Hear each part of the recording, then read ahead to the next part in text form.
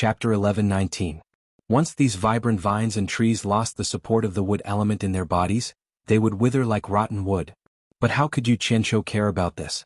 He had just successfully cultivated the wood art, and his body was extremely comfortable. He needed to familiarize himself with the wood art and absorb the wood element to form a crystal core in his dantian. How could he care about the life and death of these plants? As he became more and more proficient with the wood art, the speed at which he absorbed the wood element also became faster and faster. The endless cyan light began to converge into a flood, rolling in from all directions. The withering speed of the surrounding flowers and trees immediately increased. The fresh flowers lost their vibrant colors, the grass lost its green color and turned yellow, and the ancient, towering trees quickly lost their luster. If one looked down from the sky, they would see a brownish-yellow disk in the dense forest expanding at a visible speed. This vibrant forest was quickly losing its vitality. What made Luer terrified was that as the suction force from Yu Qianqiu's body grew stronger, the wood element in her body would also rapidly flow away if she did not suppress it. It would converge into the surging cyan flood and be absorbed into Yu Qianqiu's body. Those plant monsters that she had persuaded to leave were also frightened. The wood element supporting their bodies was rapidly flowing away. Thus they could no longer hide and rushed back from all directions. They were all frightened after seeing what Yu Qianqiu was doing. He was simply exterminating all the plants in this forest. The plant monsters' trembling gazes shifted to Luer, who was standing on the dead tree. After everyone secretly communicated, they sent out their elders. A seemingly trembling old man leaped onto the branch of the dead tree and repeatedly bowed to Luer. "Miss, quickly stop him. Otherwise everyone will not be able to survive." Yu Qianqiu had already mastered the wood art and could split his attention to his surroundings. After all, this was not an absolutely safe place, so he had to be careful and vigilant. In reality, he had already heard the old man's complaints, but he pretended not to know.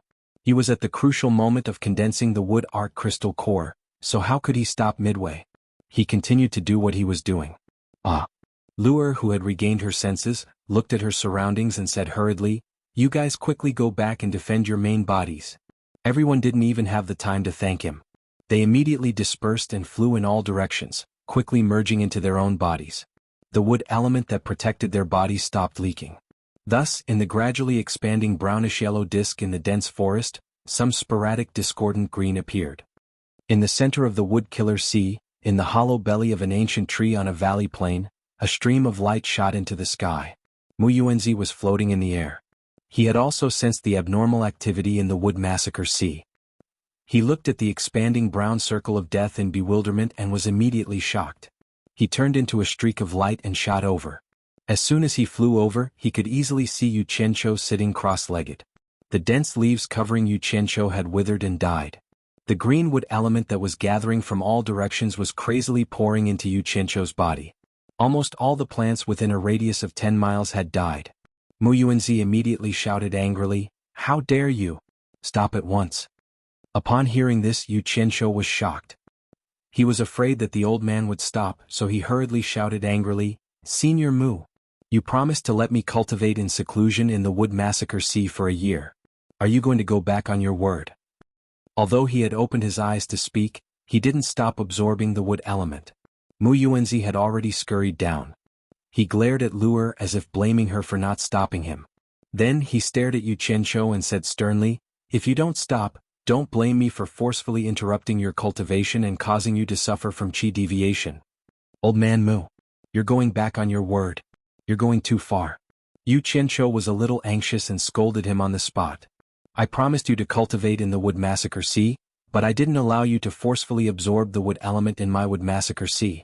Mu Yuanzi shouted angrily. He raised the wooden staff in his hand and slashed it in all directions with an imposing manner as sharp as a knife.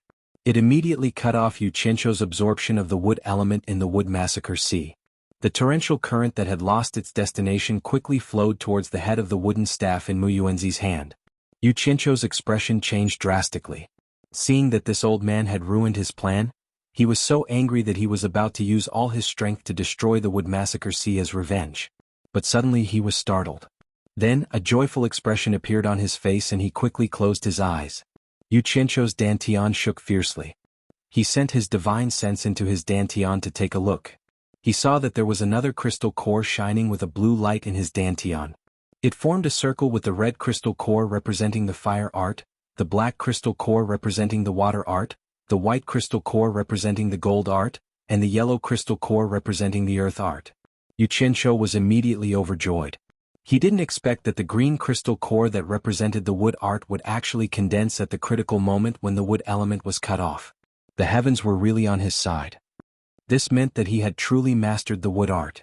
He couldn't be bothered to bicker with that old man anymore. Lu looked weakly at her grandfather. Mu Yuanzi's anger had yet to dissipate, and his eyes were filled with killing intent as he looked at Yu Qianqiu. Lu was secretly alarmed and anxious.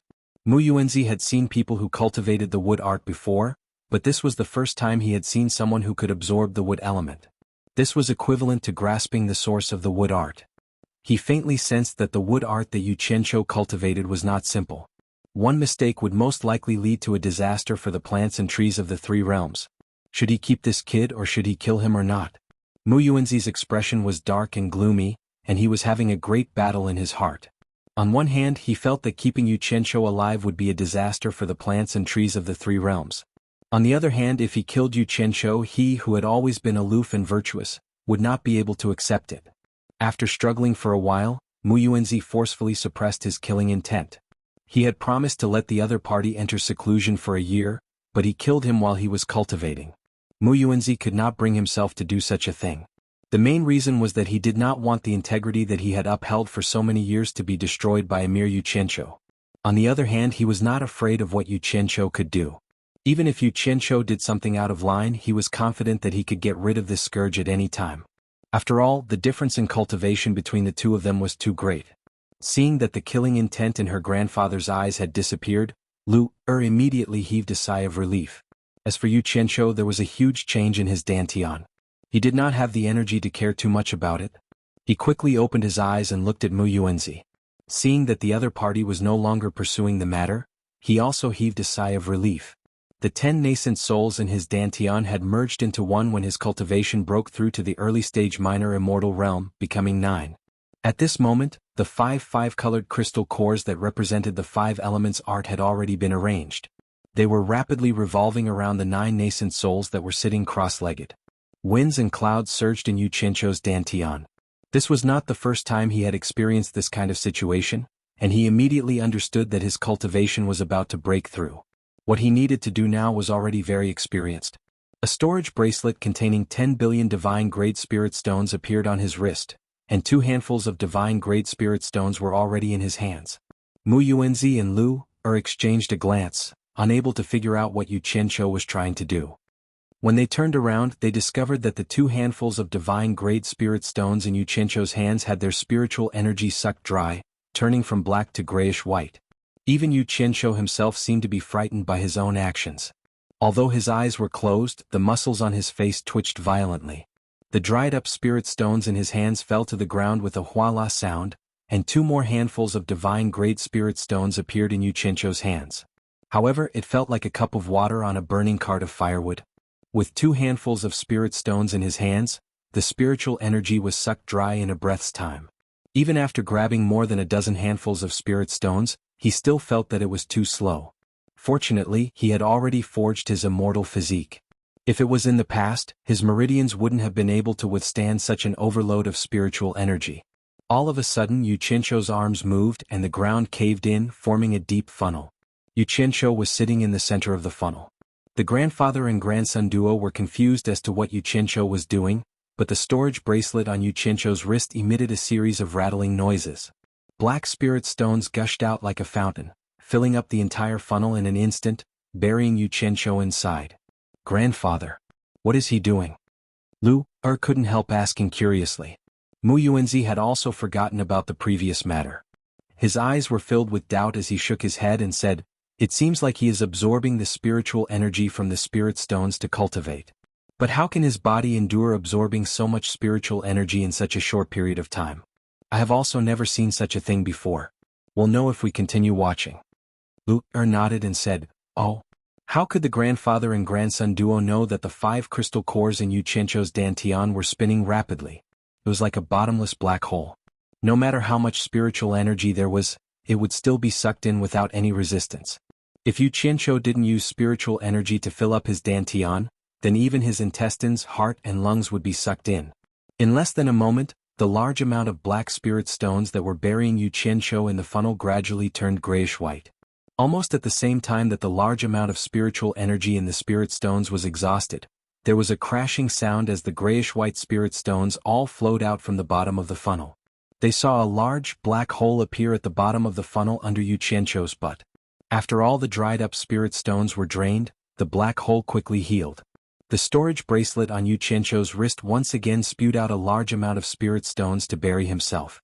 The grandfather and grandson duo were dumbstruck. They discovered that using this method to absorb the spiritual energy in the spirit stones was indeed very fast. Mu Yuanzi was truly speechless. He suddenly felt that he had lived all these years in vain. In the past, he had always thought that he was experienced and knowledgeable. However, today Yu Qianqiu had truly broadened his horizons. Not to mention anything else, there was actually someone who felt that the speed at which he absorbed spiritual energy was too slow. Thus, he used spirit stones to bury himself in a large funnel to save himself the trouble. Chapter 11:20. What surprised him even more was that even though Yu Qianqiu had cast a technique to create such a large hole in the ground with his cultivation, he actually didn't notice much movement. This scene caused Mu Yuanzi's pupils to shrink and his eyelids to twitch. As time passed, the spirit stones in the underground funnel were constantly replaced. Spirit stones were continuously consumed, and there were no signs of it stopping. The grandfather and grandson duo kept watching from the side, and the more they watched, the more shocked they became. Nearly 100 spirit stones had been consumed just like that. Let alone Mu Yuanzi, even Lu could see that it was impossible for a person's body to contain such a large amount of spiritual energy. After 100 or so spirit stones, the grandfather and grandson duo, who were gradually getting used to this, suddenly realized that the spirit stones that had been sucked dry were not replaced in time. The grandfather and grandson duo's gazes immediately focused on the inside of the funnel. Mu Yuanzi even released his divine sense into the pile of dried-up spirit stones to investigate. One day later, all the spirit stones in the funnel suddenly flowed into the ground, and the funnel that was sunken into the ground slowly bulged up. Yu Qianqiu, who was standing in the center of the funnel, also rose up. The ground under his feet became flat again as if nothing had happened. Luer's eyes blinked and she looked curiously at Yu Qianqiu. Mu Yuanzi looked at the smiling Yu Qianqiu and sized him up. Suddenly, his expression shook, and he cried out involuntarily, "You directly advanced from the initial stage of minor immortal to the initial stage of exalted immortal?" Lu couldn't help but let out an ah when she heard this. Yu Qianqiu was in high spirits and his face was beaming with joy. He chuckled and cupped his hands at the two, saying, "This is all thanks to Senior's feng shui treasured land." Mu Yuanzi's eyes were filled with bewilderment, but they gradually returned to normal. He narrowed his eyes and said in a deep voice, "You also know how to control the earth attribute?" Yu Qianqiu was startled and he knew he couldn't hide it anymore, so he said perfunctorily, "I know a thing or two."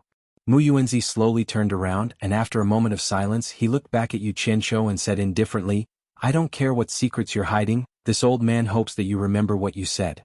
After a year, scram out of Wood Killer Sea and never meet Luer again." Yu Qianqiu was startled and the joy on his face disappeared without a trace. He then snorted coldly, "I, Yu Qianqiu, am a man of my word. I never go back on my word, unlike some people who don't keep their word." There was a hidden meaning in his words, hinting that Mu Yuanzi had forcefully interrupted his cultivation. Mu Yuanzi wasn't an idiot. How could he not understand the meaning behind Mu Yuanzi's words? Mu Yuanzi didn't make a fuss. He stabbed the wooden staff in his hand into the ground, and a thin layer of azure light immediately enveloped the large head of the staff. The azure light rushed along the body of the staff, and when it reached the ground, it quickly spread out like ripples, rushing into the dense forest in all directions. What a dense wood attribute, so dense that it could be seen with the naked eye. Yu Qianqiu was inwardly shocked. He saw that wherever the green light spread, the withered flowers and grass on the ground immediately regained their vitality. The withered trees in the surroundings also sprouted, and new lush green leaves grew at a visible rate. Looking down from the sky, one could see a green ripple appear in the center of the withered forest, and then it quickly spread to the entire withered forest. Not long after, it regained its vitality, and the fresh green was even more eye-catching than the surrounding forest. Mu Yuanzi flew into the sky from the center of the new green, and swept his eyes across the surroundings. Then he turned into a stream of light and flew into the distance. The legendary withered tree coming back to life. Yu Qianqiu was flabbergasted as he looked at his surroundings. These words suddenly popped up in his mind. When he came back to his senses, he discovered that Mu Yuanzi had already left, and only Lu Er was looking at him curiously. Yu Qianqiu looked at his hands, and his right hand suddenly condensed into a claw that covered a newly grown green vine not far away. The small green vine shook violently for a moment, and then it quickly grew, growing longer and thicker at a visible rate. It coiled around a large tree, and as it grew, the plants in a small area around it slowly withered, as if all their energy had been sucked dry by the growth of this long vine. The condensed 5 claws suddenly clenched, and the thick vine that had turned from a new vine to an old vine suddenly tightened around the trunk of the large tree. It tightened even more, and the vine sank into the tree trunk. "What are you trying to do?" Just as Lu Er asked weakly, she heard several snapping sounds. The vine that was coiled around the tree trunk could not withstand the great force, and actually broke into several pieces. Other than leaving a few deep marks on the tree trunk, it was not a big deal. Yu Qianqiu turned a deaf ear to Lu Er's words. His clenched fist once again turned into a claw, and the thick vine that had broken into several pieces violently shook and grew again. However, before it could recover to half its original length, it stopped growing. No matter how Yu Qianqiu used the wood art to speed up its growth, it could not grow again. He saw that the ground around the vine had turned yellow, as if all the nutrients on the ground had been sucked dry by it. The expression on Yu Qianqiu's face twitched, and he looked around. He suddenly opened his arms, and a fresh and clean aura surged out from his body. The surrounding vines and grass were like long snakes that had awakened, spreading and growing wildly. When they reached a certain size, they stopped. As Yu Qianqiu's arms came together, the surrounding vines whooshed over, wrapping him like a dumpling in the blink of an eye. Inside the dumpling, Yu Qianqiu spread his arms. Snapping sounds rang out, and all the vines wrapping around him exploded into pieces, scattering all over the ground. "How is this possible? How is this possible?" Yu Qianqiu looked like he was possessed, muttering to himself in a daze. Then he quickly checked the storage bracelet on his wrist. The 10 spaces inside originally contained 10 billion divine-grade spirit stones, but now one of the spaces was completely emptied. In other words, he had spent a total of 1 billion divine-grade spirit stones to advance his cultivation from early minor immortal to early heavenly immortal. Seeing his dazed appearance, Lu Er once again asked weakly, "Yu Qianqiu, what happened to you?"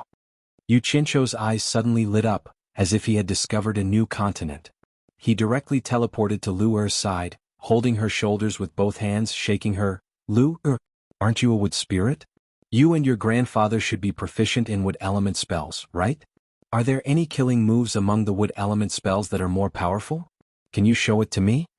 The reason why he lost his composure was because he felt that the wood element was too weak. He almost couldn't believe it.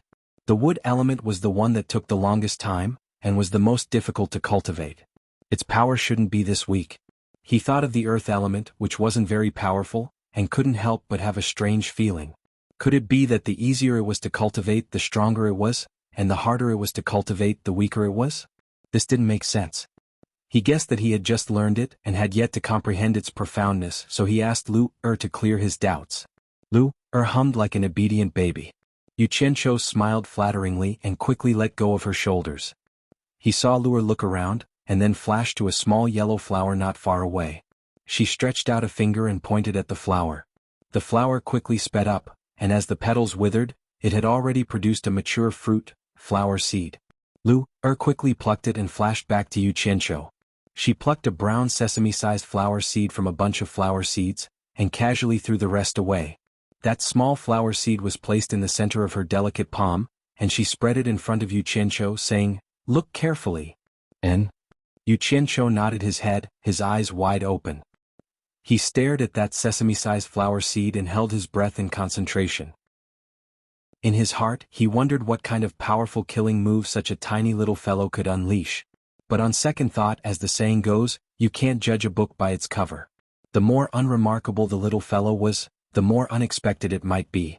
Wasn't there a saying that concentrated was the essence? It must not be underestimated. Lu Er closed her eyes slightly, and her delicate palm suddenly rippled with a faint green brilliance.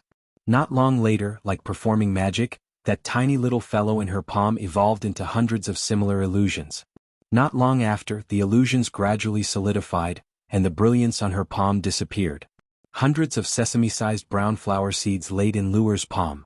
Did you see it? Luer opened her eyes and she proudly spread out her palm. What did this mean? Yu Qianzhou's face was bewildered. He was fooled by this magic-like method. He scratched his head and stared at the hundreds of flower seeds in confusion. After looking for a while, he still couldn't see any powerful killing move. He thought to himself, could it be that these little fellows could explode like an atomic bomb? He raised his head hesitantly and asked, Luer, don't look down on their small size.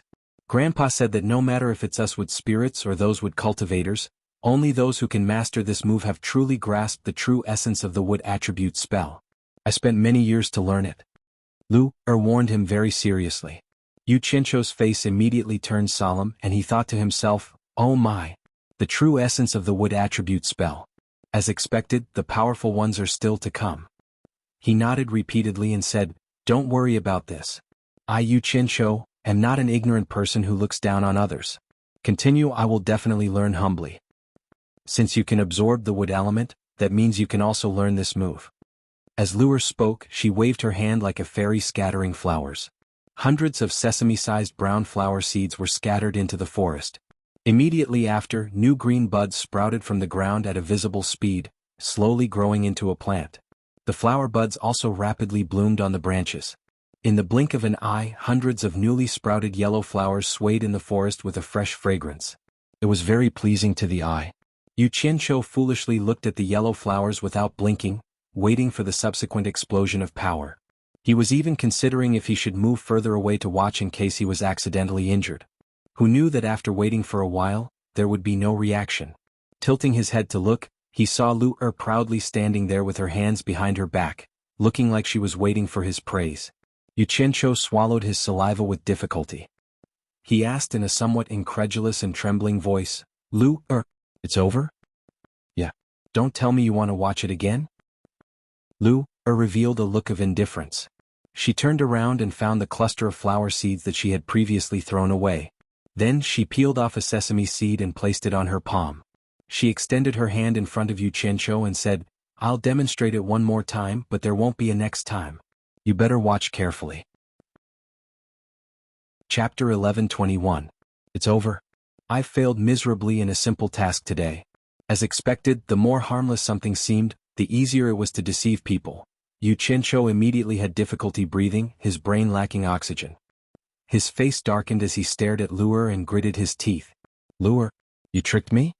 If they weren't in someone else's territory, he would tie her up and beat her up before saying anything else. A gentleman prefers death to humiliation. Luer was stunned. How did I trick you? Yu Qianzhou was exasperated and speechless as he pointed at the sesame seed on her palm and said indignantly, What kind of powerful killer move is this? Can plants kill people? You're still saying you're not tricking me? Killing people? Why would you kill people for no reason? Luer waved her hands fearfully. I've never learned those killing moves. Even if Grandpa told me to learn them to defend myself, I wouldn't learn them. Yu Qianzhou's embarrassment and anger disappeared. He raised his eyebrows and said, If that's the case, it's not that there aren't powerful killing moves among the wood attribute spells, but you don't know. His tone suddenly took a 360-degree turn. Like a wolf grandmother, he said patiently, Does your grandpa know a lot? He remembered that Bai Changchun once said that the 5-element spell he cultivated was a great spell of the origin of heaven and earth. After mastering it, it would be very powerful. Even Bai Changchun himself sighed at his inferiority. But now that he had completely mastered the 5-element spell, other than his cultivation increasing a little, he didn't find it very powerful. It was far from old man Bai's impressive means. He faintly felt that he had a mountain of treasures, but he didn't find the key to open it. Luer nodded, then quickly shook her head. Although Grandpa knows, he won't teach it to outsiders. Teach it to outsiders, again? Yu Qianzhou asked curiously, You mean your grandpa once taught powerful killing moves to others? Luer acknowledged and said, Back then when my spiritual consciousness was first awakened, it was nurtured in Grandpa's staff and had yet to take form. I once saw a few of Grandpa's friends coming to Wood Killer Sea from the outside world. I heard from Grandpa that their cultivations were very profound, even more powerful than Grandpa's. One of them was said to be the #1 expert of the 3 realms, called Demonic God Knight. Demon God? Yu Qianzhou was shocked. Did your grandfather impart a powerful killer move to Demon God? That's not right. Even if a normal person knew about a wood elementalist killer move, they wouldn't be able to practice it. Could it be that the Fiend Celestial also knows wood elemental spells? Lure shook her head and said, no. At that time there were many things that I didn't understand. Later on, I heard from Grandpa that Demon God Knight had many experts under him. One of them was called Demon King Clear Sky, who was also a wood cultivator. Demon God Knight once asked Grandpa for a set of spells suitable for wood cultivators for that subordinate of his. Grandpa wanted to show off that his abilities weren't bad, so he gave Demon God Knight a set of Green Devil Seed cultivation spells. Later on, when the three realms were in chaos, Demon God Knight went berserk and led his subordinates to massacre the three realms. Only then did Grandpa know that he had caused trouble. This matter made Grandpa very vexed, and from then on he didn't easily impart spells anymore. Green Devil Seed? Is that a very powerful killer move? Yu Qianqiu licked his lips covetously. Grandpa said that once the Green Devil Seed is injected into the human body, it will silently take root and sprout in the human body. The person won't be able to detect it at all. After it completely takes over the body, it will start to take effect and the entire person will turn green. Under the control of the caster, they will become a wood puppet. The scariest thing is that the person under the spell is clearly conscious, but their own body will no longer have the slightest connection with them. No matter how high their cultivation is, they won't be able to control themselves. They can only watch helplessly as they do things that they don't want to do, suffering mental torture, Lure said with some horror. Why was it somewhat similar to Yan Zhuixing's demon eye ecstasy? However, the torture that made one's consciousness remain conscious was even more vicious. Yu Qianqiu pondered and said with a frown, is there no way to break it? There is. Lure nodded and said, Grandpa said that anyone who cultivates this art can break it. However, the prerequisite is that their cultivation is higher than the caster. Other than that, there is no other way to break it.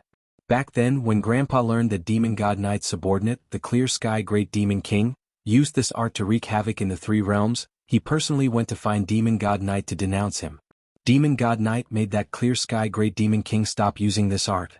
After that, Demon God went to the God Realm, and the demon realm was sealed, so this art never appeared in the three realms again. *CK. One's cultivation needs to be higher than the caster, and one has to cultivate this art to be able to break it. That Clear Sky Great Demon King was able to follow Demon God, so his cultivation must be extraordinary. Then other than him, who else can break it? Yu Qianqiu said in shock. There's also Grandpa. Lure shook her head and said, as for whether there are others who can break it, even Grandpa didn't discover it. Looks like it is indeed more vicious than Demon Eye Ecstasy. At least, Demon Eye Ecstasy is not difficult to break. Yu Qianqiu was secretly shocked, and faintly worried that that bullshit Clear Sky Great Demon King would run out from the demon realm again. However, after thinking about it, he felt that the possibility was not too high and he was worrying too much. He rubbed his hands and asked, are there any other powerful killing moves among the wood attribute arts? Lure finally became alert and she asked in bewilderment, do you really want to learn those powerful killing moves? Having his intentions seen through, Yu Qianqiu coughed and said with a solemn expression, I just want to understand a little more in case I fall into someone else's hands one day. It's better to be prepared. Even if you want to learn, Grandpa won't teach you, Lure said with a pout. Yu Qianqiu's expression stiffened. Thinking that it was indeed impossible for the old fellow to teach him, he couldn't help but become dispirited. Seeing that he was unhappy, Lure hurriedly approached and comforted him. Actually, the true strength of the wood attribute arts is not in those powerful killing moves. It doesn't matter whether you learn them or not. Yu Qianqiu's half-lidded eyelids suddenly opened, rippling with a strange splendor. His eyes glowed again and he moved his head closer to secretly ask in a low voice, Lure, could it be that there is an even more powerful secret hidden in the wood attribute arts? Lure said with a slightly reminiscing expression, I remember once I asked Grandpa how I was born into this world, and why I didn't have parents. So, Grandpa talked to me about the 5 great spirits of heaven and earth, saying that we are the wood spirits born from the essence of the universe, and that we are the most mystical and the greatest of the 5 great spirits. The most mystical and the greatest? The splendor in Yu Qianqiu's eyes became even brighter, and he asked anxiously, what did your grandpa say? Lure tilted her head and recalled, Grandpa said that after many years of comprehension, he discovered that the 5 great spirits of heaven and earth should have their own true meaning of life, and our wood spirits is the most profound, representing the most mysterious life in the universe. Therefore, the true meaning that we pursue should be the word life. If we really comprehend the profound meaning of life, we will naturally be very, very powerful. Just this. Yu Qianqiu rolled his eyes on the spot. He wouldn't hide somewhere and slowly comprehend for tens of thousands of years, or even hundreds of thousands of years, just for the sake of some profound meaning of life. If he did that, he would definitely go crazy. His creed was that 10,000 years was too long, and he should seize every moment. Yu Qianqiu casually asked with a lack of interest, "What is the true meaning that the other four spirits of the five great spirits of heaven and earth pursue?" The little girl didn't know how to read a person's expression, and still replied very seriously, "I also asked Grandpa about this." Grandpa said he didn't know either, but Grandpa had guessed that if anyone could comprehend all the true meanings of the five great spirits of heaven and earth, they would very likely become immortal and reach the powerful realm of eternal life. Immortal and immortal? Yu Qianqiu thought of the fact that he had already cultivated the five elemental arts, and couldn't help but stare blankly. Then he snorted disdainfully. It was more like having nothing to do after eating. Just one true meaning was enough, and to spend countless years to comprehend five true meanings, it was more like there was something wrong with his brain. He had now completely lost interest. Just as he retracted his head that was in front of Lu'er, he suddenly exclaimed in surprise. His nostrils flared, and he stuck his head in front of Lu'er again. He sniffed a few times and looked at Lu'er strangely. "Why can't I smell the fragrance on your body anymore?" Lu'er, who was proud of herself as a teacher, had a huge change in expression when she heard this. She seemed to have thought of something and took a few steps back. She looked at Yu Qianqiu with incomparable horror and said, "Grandpa said that humans who have cultivated the wood elemental arts all desire to devour us wood spirits. Could it be that you also want to? Could it be that he couldn't smell the fragrance of the wood spirits because he had cultivated the wood elemental arts? Why was it the exact opposite of what Old Man Mu said?" This thought flashed quickly in Yu Qianqiu's mind. He looked at Lu'er, who was abnormally afraid of him, and felt a little helpless. He didn't know what to say. To be honest, Yu Qianqiu wasn't a good person at all.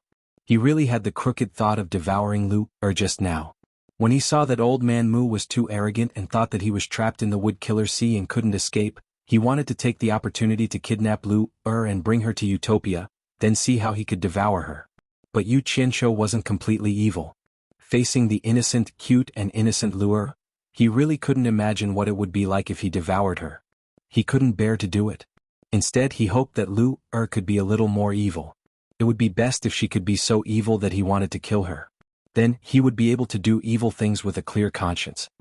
But, Lu'er, don't worry, I'm a good person. I won't do those kinds of things that bad people do.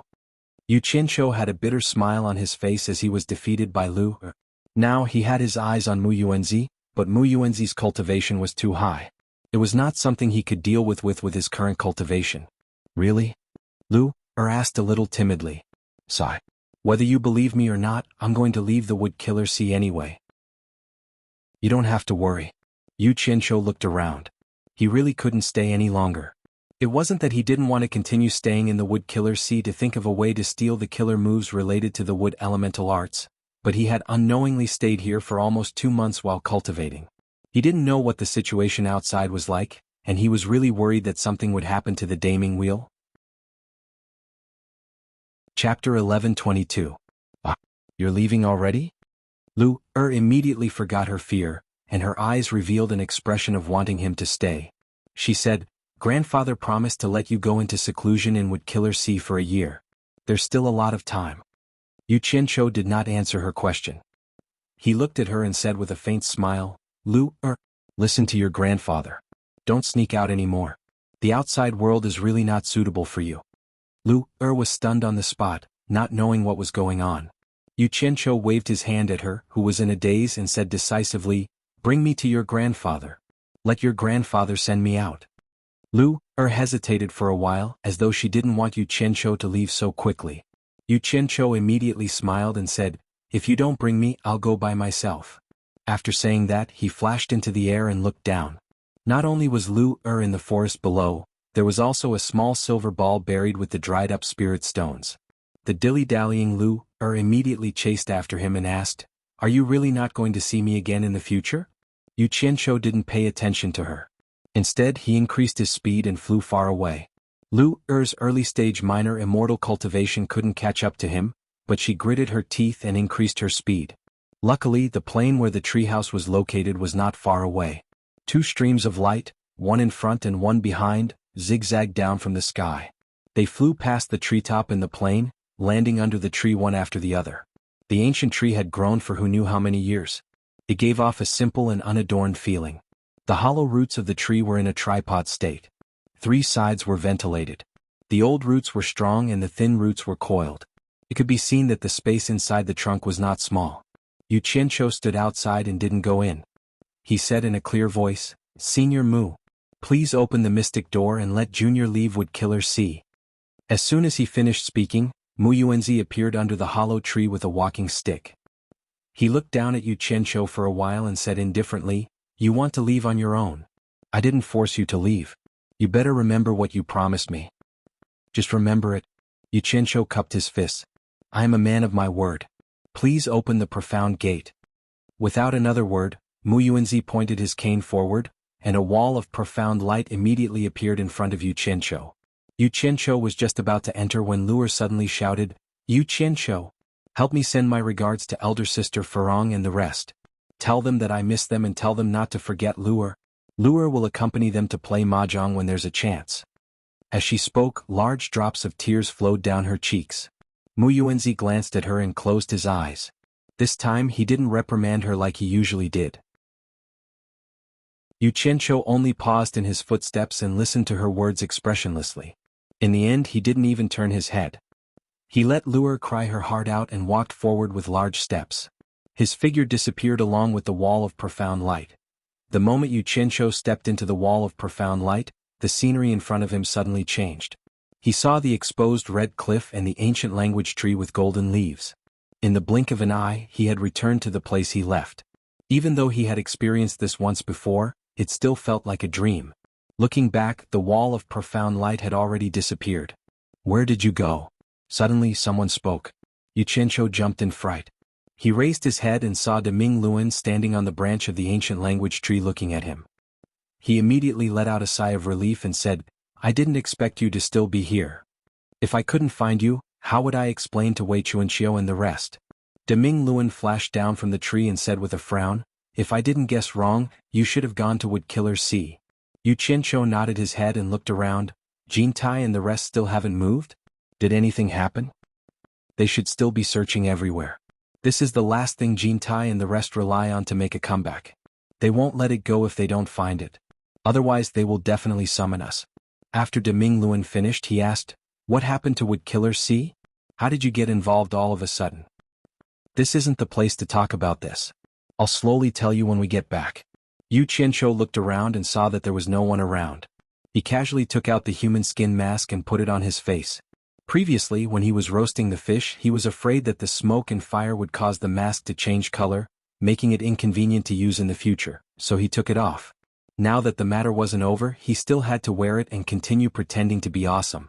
Just as he finished dressing up, the two of them were startled at the same time.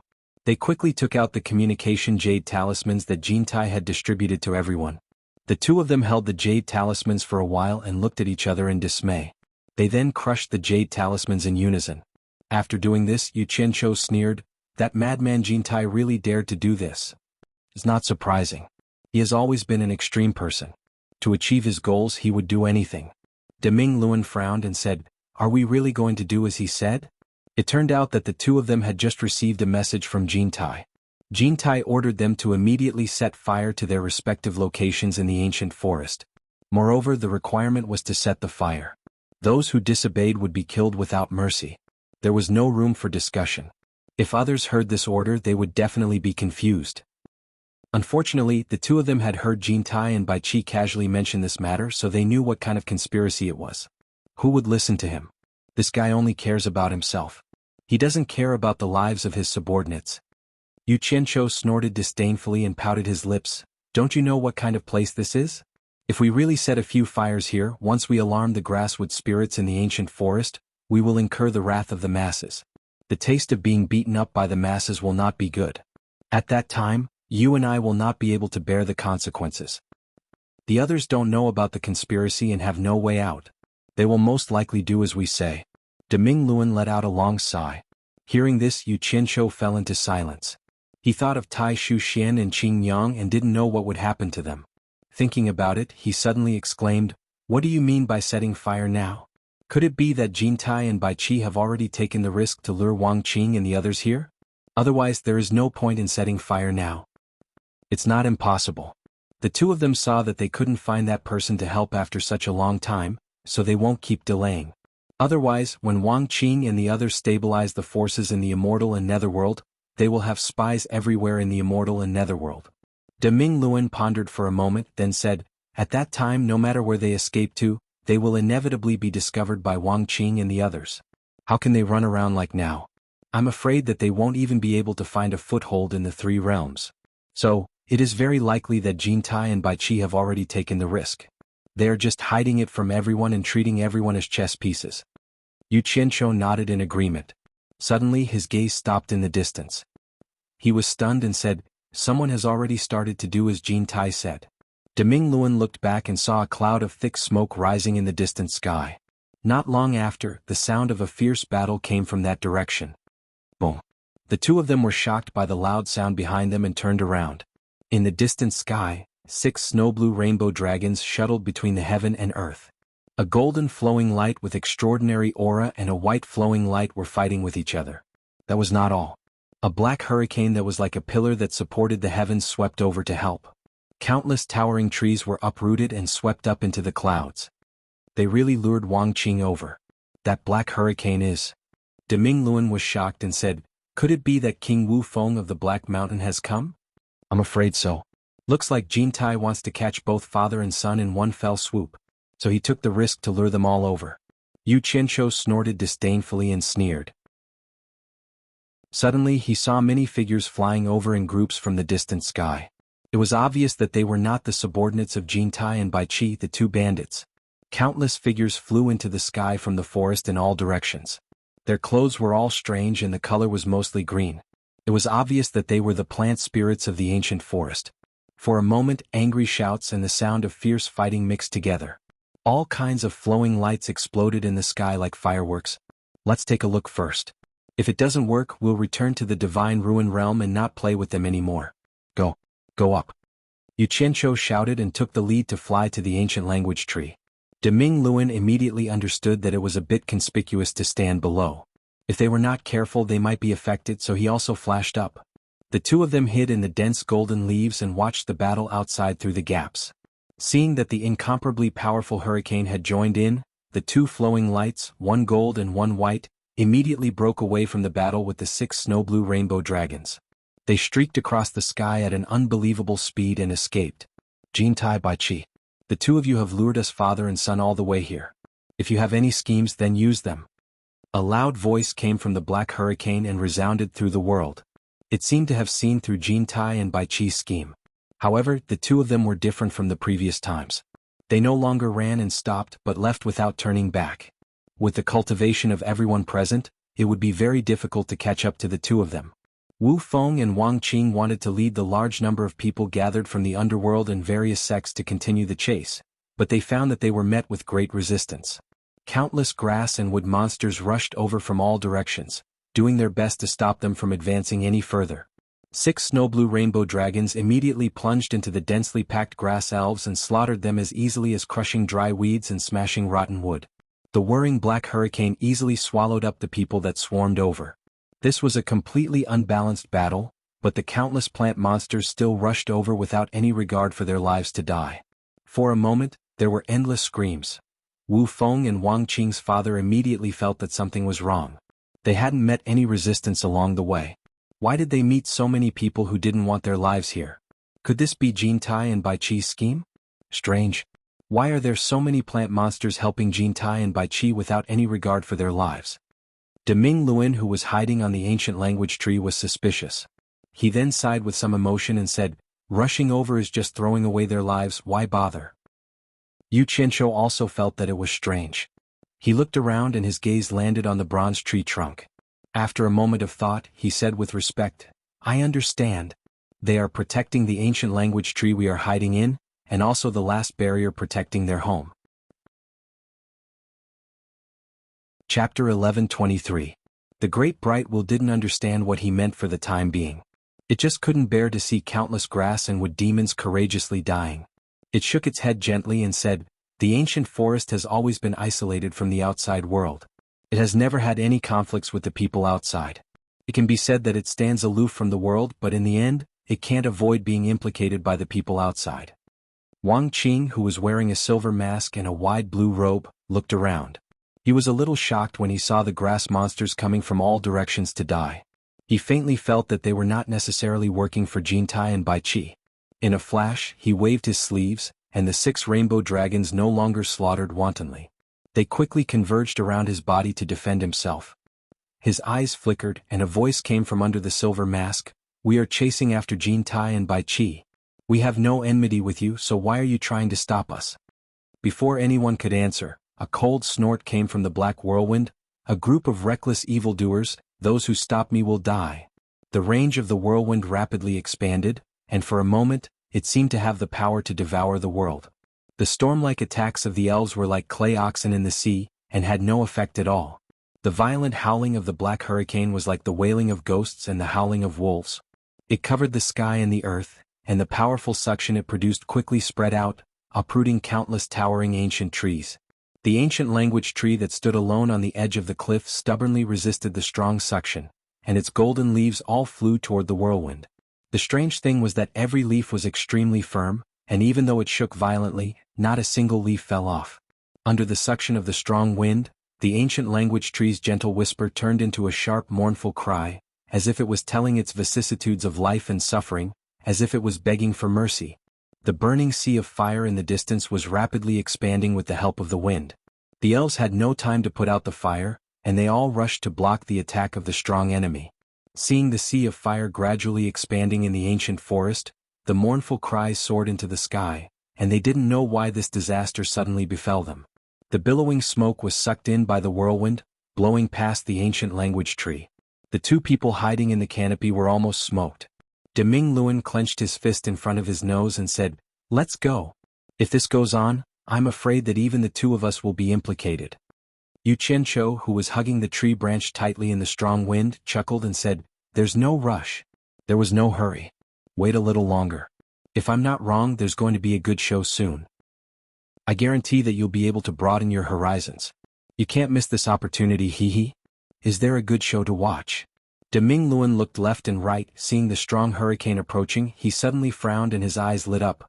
"You mean the one from Wood Killing Sea?" In Wood Monster Sea, under the hollow tree, Lure sat on a tree root. She hugged her legs and rested her chin on her hands, not saying a word. The tears on her pretty face had yet to dry. Mu Yuanzi, who was leaning on his staff, looked down at her from above. This time he didn't blame her. He thought that a child's heart was broken, and that a little sadness would pass. Suddenly, a shrill wail came from a distant mountain. The grandfather and granddaughter pair looked back at the same time, and Mu Yuanzi's expression changed abruptly. He teleported high into the sky, and his eyes shone with a green splendor to see into the distance. He saw the branches and leaves of the ancient language tree on the distant mountain, as if it would be uprooted by a gust of wind at any time. Mu Yuanzi's angry snort resounded in the air. He pointed his finger at the void, and the profound wave-light wall appeared. Fierce winds swept in and thick black smoke surged in. Mu Yuanzi smelled the sparks in the black smoke and he immediately became furious. He stepped into the profound wave-light wall and disappeared. The murderous hurricane was getting closer and closer, and Yu Qianqiu, who was hugging the tree branch tightly, felt a little overwhelmed. He was annoyed that he was going to miss a good show. Just as he was about to leave with Deming Luan, he heard an angry shout from the sky. "Who dares to behave atrociously in my ancient forest?" Facing Deming Luan's questioning gaze, Yu Qianqiu's eyes brightened, and he nodded repeatedly, thinking that it was finally here. What arrogance! The immortal netherworld and immortal netherworld are the world of us father and son, and even the ancient forest has to submit. A cold sneer came from the black hurricane, and he seemed to realize that the newcomer's cultivation was profound. His tone changed and he asked, "Who are you?" The wood spirits that had been rushing over from all directions saw Mu Yuanzi's figure suddenly appear in the sky, and their grief and indignation turned into joy.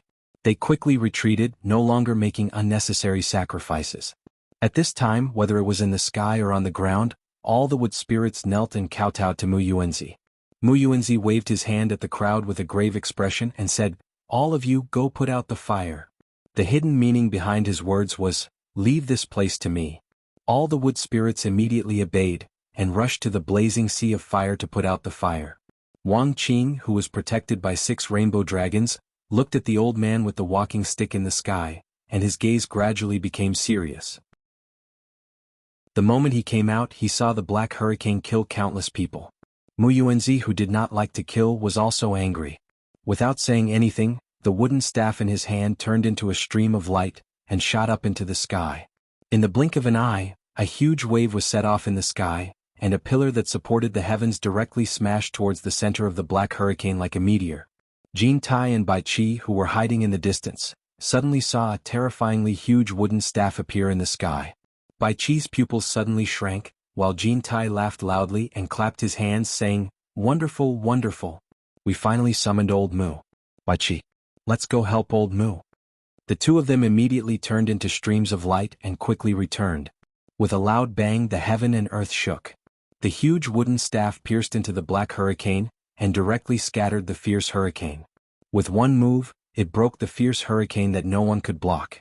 Wu Feng, who was hiding inside, vomited a mouthful of blood on the spot, and was sent flying 1,000 meters away.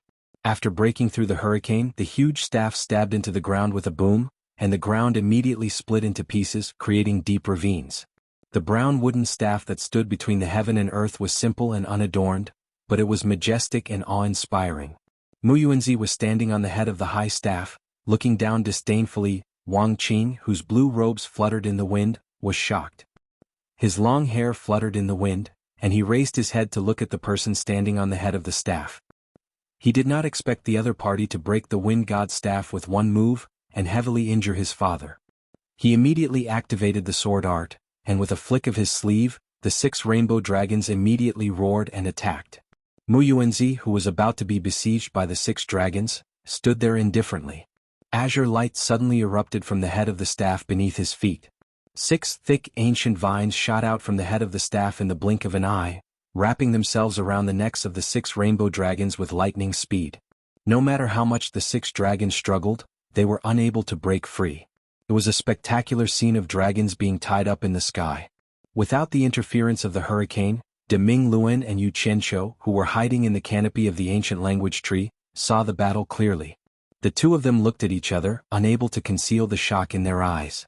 Although the two of them knew that Mu Yuanzi was definitely very powerful, they did not expect that he would be able to suppress Wang Qing and Wu Feng with just one move. Yu Qianqiu had originally wanted to ask Bai Changchun to help him deal with Mu Yuanzi so that he could devour him, but after seeing this scene he immediately dispelled that thought. Without a doubt, the current Bai Changchun was clearly not Mu Yuanzi's match. Seeing that his 6-dragon snow blue sword was trapped, Wang Qing flung his blue robes and sword into the sky, floating at the same level as Mu Yuanzi. He said solemnly, "I did not expect such a powerful expert to be hidden in the ancient forest. Who exactly are you?" Mu Yuanzi snorted coldly and said, "Ignorant juniors, even the #1 expert of the 3 realms, the demon god, had to be courteous when he saw this old man. No matter how arrogant the demon god was in the 3 realms, he would never come to my ancient forest to act so presumptuously. You guys sure are audacious. Do you really think that this old man has a good temper and will not start a massacre? Even the demon god had to be courteous?" Wang Qing was shocked once more, and he sized up Mu Yuanzi with a bewildered gaze. Why have I never heard of such a formidable expert in the immortal dimension? In a blink of an eye, he slightly understood why Jin Tai's forces had never invaded the ancient forest after so many years of ruling over the immortal dimension, and he also understood why Jin Tai and Bai Qi had lured him and his father to the ancient forest. It turned out that such a formidable figure was hiding here. So it's a hidden expert. Wang Qing cupped his hands and bowed. "This junior is the sect master of Heartless Palace, Wang Qing. I didn't mean to offend senior, but I was actually tricked here by Jin Tai and Bai Qi. I hope senior can be magnanimous." "You're that Wang Qing who overthrew Jin Tai Immortal Palace." Mu Yuanzi interrupted him, and he recalled what Yu Qianqiu had said to him earlier. He immediately snorted coldly and said, "Good. You really made things difficult for this old man. It's not difficult for me to be magnanimous, and this old man isn't someone who likes to kill, but you dared to act violently in my ancient forest. If I don't punish you, won't my ancient forest be trampled by others in the future? As he spoke, he glanced at the 6 bound rainbow dragons and realized that they were not ordinary treasures. He resolutely shouted, "Leave behind your weapons as punishment and swear never to set foot in my ancient forest again. If you do that, I can let you go." Wang Qing's breath froze. He couldn't leave the 6 dragon snow blue sword behind, and he couldn't hand over his father's divine wind staff either. Otherwise, even if he and his father joined forces, they wouldn't be a match for either Jin Tai or Bai Qi. As long as he handed over the treasures he relied on, he wouldn't be far from death. Jin Tai and Bai Qi would definitely retaliate, and this was equivalent to handing over the lives of the father and son, so how could he agree? "Old man Mu, we can't let them go like this." Jin Tai's voice came from afar, and a golden and white light flashed over. Jin Tai, who was holding the golden cloud rod, and Bai Qi, who was controlling the obsidian light mirror, appeared at the same time. Together with Mu Yuanzi, they trapped Wang Qing in the center. Bai Qi was solemnly examining Mu Yuanzi, but Jin Tai looked at Wang Qing and laughed wildly. "Wang Qing, you probably didn't even dream that this day would come. Today I'm going to make you and your father spit out everything you've eaten, including interest." Chapter 11:24. The smoke in the air gradually dissipated. Although the fire had been very big, it was a piece of cake for the wood spirits to extinguish it without any restraints. In just a short while, not even a spark could be found. The various factions that had gathered from the immortal and netherworld realms had not expected such an instant reversal of the situation. All of them were alarmed. Other than the trusted subordinates of Wu Feng and Wang Qing, the other factions had already started to retreat, quietly withdrawing. While Jin Tai was howling with laughter, Bai Qi's heart skipped a beat. He saw Mu Yuanzi, this peerless expert, glare at Jin Tai with a frighteningly cold light. It seemed to be even more hateful than when he looked at Wang Qing. "Jin Tai, you are nothing but a despicable and shameless villain. Sooner or later, I will destroy your body and soul, and you will never be able to reincarnate." Wang Qing stared at Kinta, who was laughing maniacally, and spoke in a cold tone. Even now, it seemed that he had no intention of admitting defeat. Jin Tai revealed a vicious light and smiled proudly. "No need for sooner or later. I will destroy your soul and you will never be able to reincarnate." He was just too happy. He had not thought that he would really be able to turn the situation around with just one sentence. Wang Qing ignored him and looked at Mu Yuanzi. "Senior wants to keep Junior's treasure, which is the same as keeping Junior's life. Forgive me, Junior cannot comply." Jin Tai laughed sinisterly. "I'm afraid it's not up to you." The golden cloud rod in his hand was already moving. "My sword intent is unparalleled and indestructible. It won't be so easy to keep my treasure." Wang Qing's eyes shone with a cold light that seemed to be solid. There was a hissing sound in the air. The sleeves of his blue robes bulged, and he suddenly clapped his hands together. There was an angry shout that sounded like metal clashing. "Break!" In an instant, the air was filled with a desolate sword intent. The 6 rainbow dragons that were bound suddenly erupted with brilliance, and they let out heaven-shaking roars. In an instant, 6 loud bangs rang out, and the 6 thick vines that bound them collapsed into pieces in the blink of an eye. It was a god artifact. Mu Yuanzi's eyes flashed. He hadn't expected Wang Qing to be able to break free from his bindings. As soon as the 6 rainbow dragons broke free, they immediately retracted their azure light and turned into 6 streams of light. They gathered in front of Wang Qing with almost instantaneous speed. The 6 swords merged into one, and the huge 6-dragon snow blue sword returned to its original appearance. The sword intent had been condensed at this moment since a long time ago. Almost at the same time, Wang Qing attacked like a bolt of lightning, brazenly drawing his sword. A sonorous sword cry resounded throughout the heavens and the earth, shocking the minds of everyone. A dazzling snow blue light swept out like a resplendent meteor. The 6th move of sword draw style. Jin Tai and Bai Qi were taken aback. It was the 6th move of the sword drawing style. Both of them had already experienced the terror of this move, so they naturally knew how powerful it was. Kinte thought that Mu Yuanzi would make a move, but what made him speechless was that Mu Yuanzi simply stood there and watched the show. By the time he reacted, it was already too late. As soon as he used teleportation, the sweeping blue radiance caused him to let out a blood-curdling scream, and his entire body exploded into golden powder. The golden powder flew away like drifting clouds, and Kinte's angry voice came from afar. "Old man Mu, you did this on purpose." Bai Qi was luckier. He had already raised his vigilance when he noticed that Mu Yuanzi was looking at Kinte strangely. He didn't place any hope on Mu Yuanzi. In addition, his speed of escape was one of the rarest in the world, so he had already escaped by teleportation the moment Wang Qing drew his sword. The two who were hiding in the canopy of the ancient language tree and watching the show looked at each other. They didn't expect that Wang Qing could still fly into a rage under such circumstances. He was indeed not simple. Wang Qing didn't chase after him. Instead, he held one of the 6 dragon bodies on the hilt of his sword with one hand and slowly turned around to look at Mu Yuanzi. He said indifferently, "Senior, can't you show mercy?" Mu Yuanzi said expressionlessly, "The power of this move is indeed extraordinary, but do you think you are a match for me?" He didn't know that the 6th move of the sword drawing style could not be used a second time in a short period of time. No. Junior knows his own limits. Junior's sword drawing style might be able to intimidate the two of them, but there is no chance against Senior. As soon as Wang Qing finished his words, Wu Feng, who had been shaken to the core 1,000 meters away, recovered. With a pool of blood on his chest, he flew up to the sky angrily and shouted, "Old bastard! Let's see if your wooden staff is stronger or my wind god staff is stronger." "Father, stop!" Wang Qing shouted loudly. However, Wu Feng didn't care at all. The staff in his hand instantly erupted with light that soared into the sky. It let out clanging sounds as it rapidly spun into the sky and grew larger and larger. In the blink of an eye, a shining staff flew into the sky and smashed towards Mu Yuanzi, who was standing in the sky. A trace of surprise flashed in Mu Yuanzi's eyes. He felt the unparalleled power of his opponent's staff. He didn't expect his opponent's staff to be so powerful. His figure quickly soared into the sky and the wooden staff below him was pulled out from the ground. With a rumble, it shot towards the incoming staff.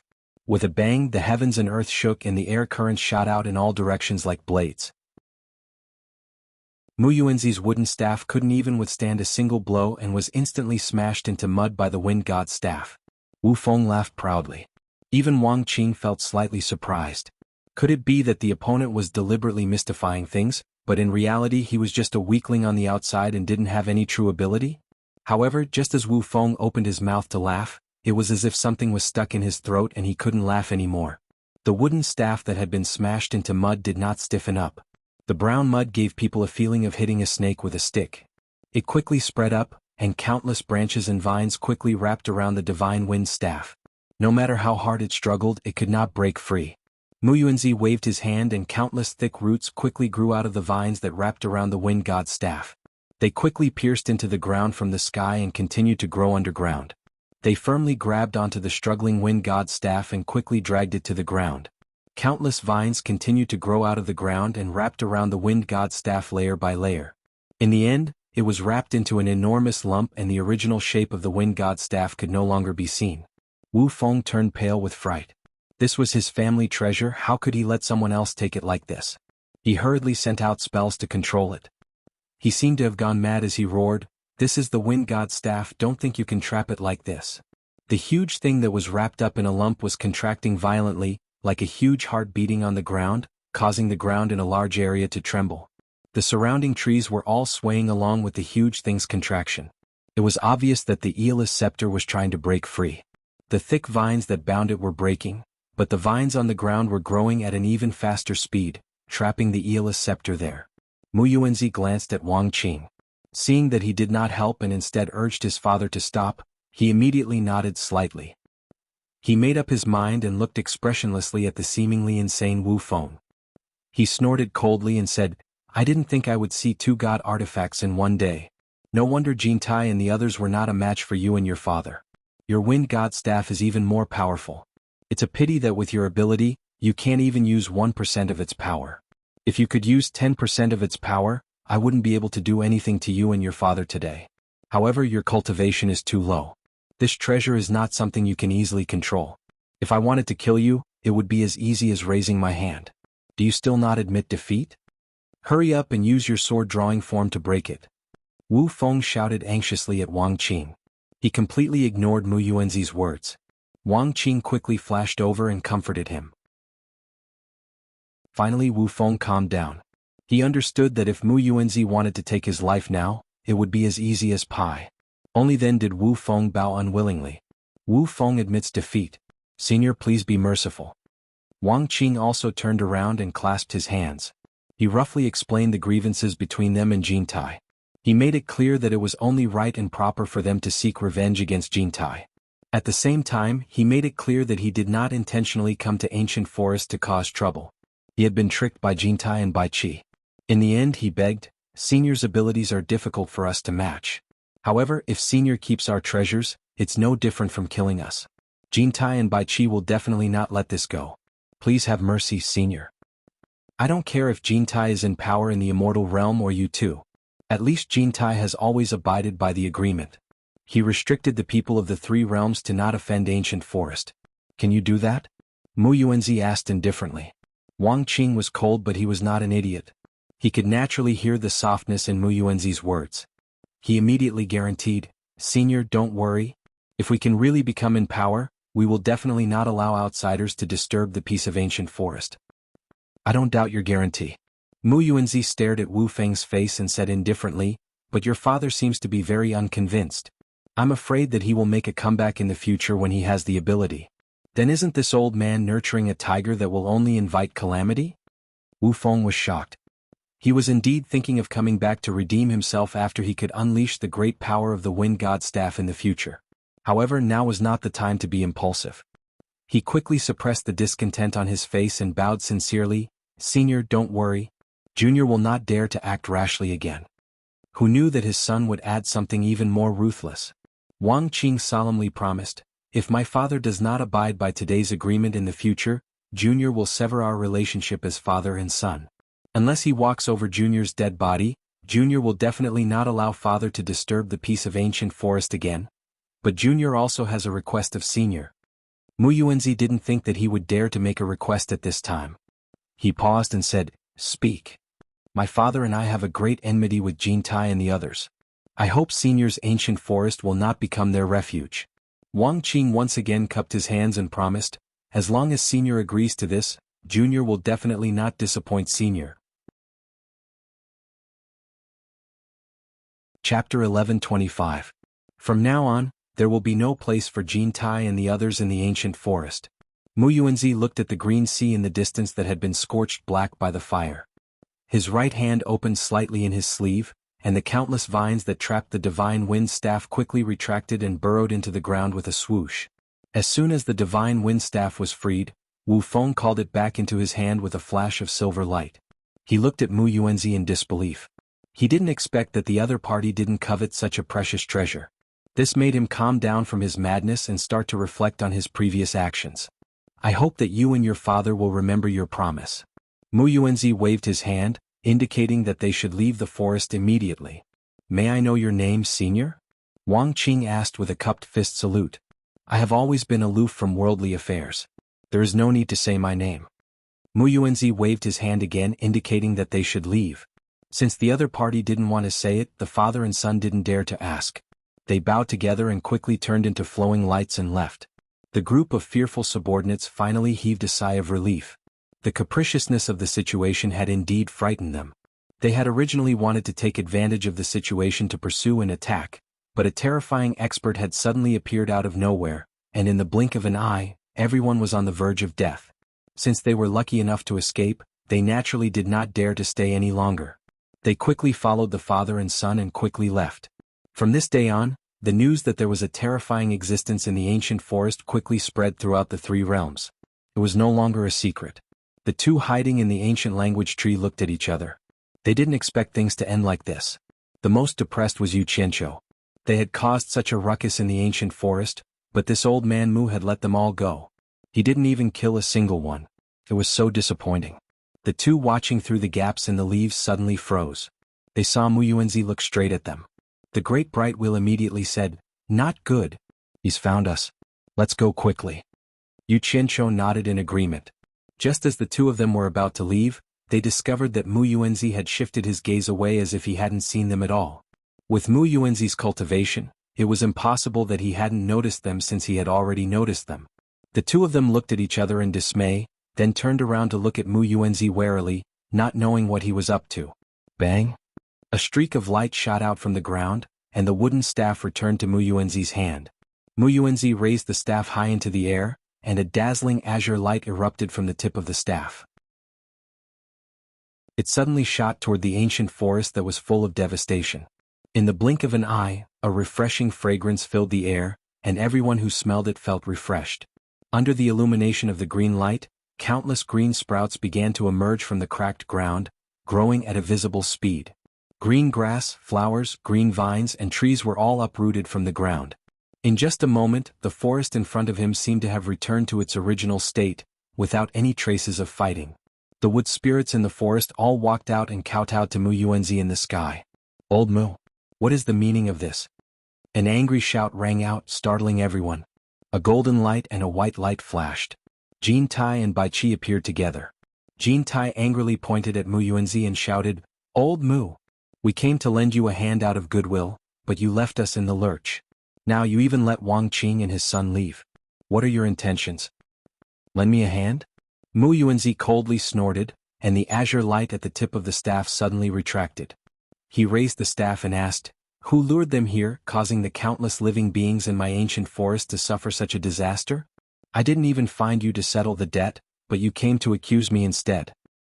"Nonsense."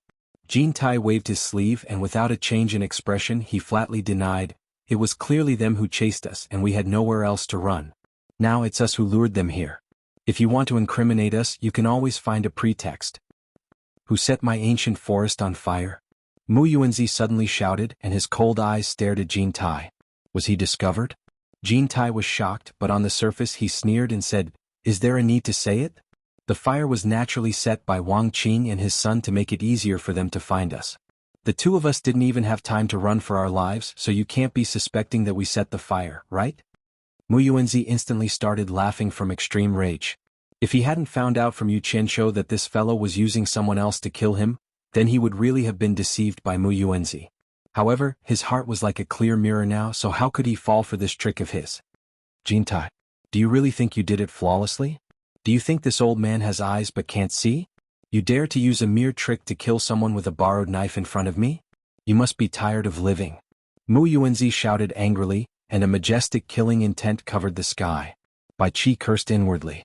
If he had known this would happen he wouldn't have come back with Jin Tai. Little did he know that Jin Tai was also panicking. It was obvious that the matter had been exposed, and if he really angered this old man, it would be impossible for him to escape. He immediately said in a deep voice, "Old man Mu, don't act recklessly. Since you insist on believing this, I have nothing to say. From now on, you and I will part ways and have nothing to do with each other. Farewell." He spoke righteously as if he had suffered a great grievance. He angrily cupped his hands at Mu Yuanzi and wanted to leave with Bai Qi. Mu Yuanzi snorted coldly and said, "Stop. You want to leave just like this?" The two of them turned pale with fright when they heard this. Jin Tai gnashed his teeth and said, "Old man Mu, don't go too far. Could it be that you want to attack me?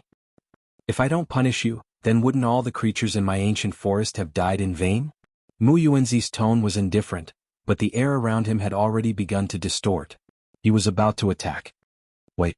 Jin Tai hurriedly raised his palm to stop him. He said anxiously and angrily, "Old man Mu, you ungrateful villain. Let's not talk about the fact that the creatures in your ancient forest were not killed by me. Even if they died because of me, so what? Let's not talk about the fact that we are both part of the 5 great spirits of heaven and earth. Do you still remember when you asked me to help you maintain the peace of the ancient forest? After I agreed, I have helped you maintain it until now. After so many years, have I ever asked you for the slightest benefit? Have I ever let you down in any way? If you still have the slightest bit of conscience, you should let me leave safely. It's not that you don't want to ask for benefits from me, it's just that you can't find me. Back then, when the Myriad Swords Demon Monarch was trying to kill you, you sent a large number of people here to find me. Do you think I don't know?" Mu Yuanzi sneered disdainfully and said with a cold expression, "This old man has never owed anyone a favor. Do you really think that you have never benefited from me? Do you really think that when you were in imminent danger, you coincidentally found the entrance to the realm of the Divine Ruins? Do you really think that in the realm of the Divine Ruins you coincidentally found the Phoenix Plume? Do you really think that by burning the Phoenix Plume, you can obtain the spirit-transforming smoke by chance? Then your luck is too good. Why don't you think that if you didn't have the spirit-transforming smoke, would you be a match for the Myriad Swords Demon Monarch? If it wasn't for the Myriad Swords Demon Monarch being poisoned by the spirit-transforming smoke, I'm afraid you would have died somewhere long ago. Would you still be standing here and bargaining with this old man? Scenes of the past appeared in front of his eyes. Jean Tai had felt that the process of obtaining the spirit-transforming smoke was a little strange, but because he couldn't figure it out at the time, he could only treat it as his good luck. Now that he heard these words, he immediately understood the reason. He immediately said dumbfoundedly, "Back then it was you who secretly guided me?" Bai Qi also had a face of shock. The two people hiding in the ancient language tree were shocked when they heard this. They didn't think that there was such a big secret behind the Myriad Swords demon monarch's death. De Mingluan glanced at Yu Qianqiu. They probably had to thank this guy for hearing this secret. Yu Qianqiu sighed endlessly. It seemed that the Myriad Swords demon monarch had died because of the spirit-transforming smoke, and it seemed that the person who changed the fate of the three realms was this old fellow who hid his strength. He wondered how the Myriad Swords demon monarch would feel after his death. Mu Yuanzi said indifferently, "Do you still think that I owe you?" Of course you still owe me." Jean Tai could be said to be throwing caution to the wind in order to survive.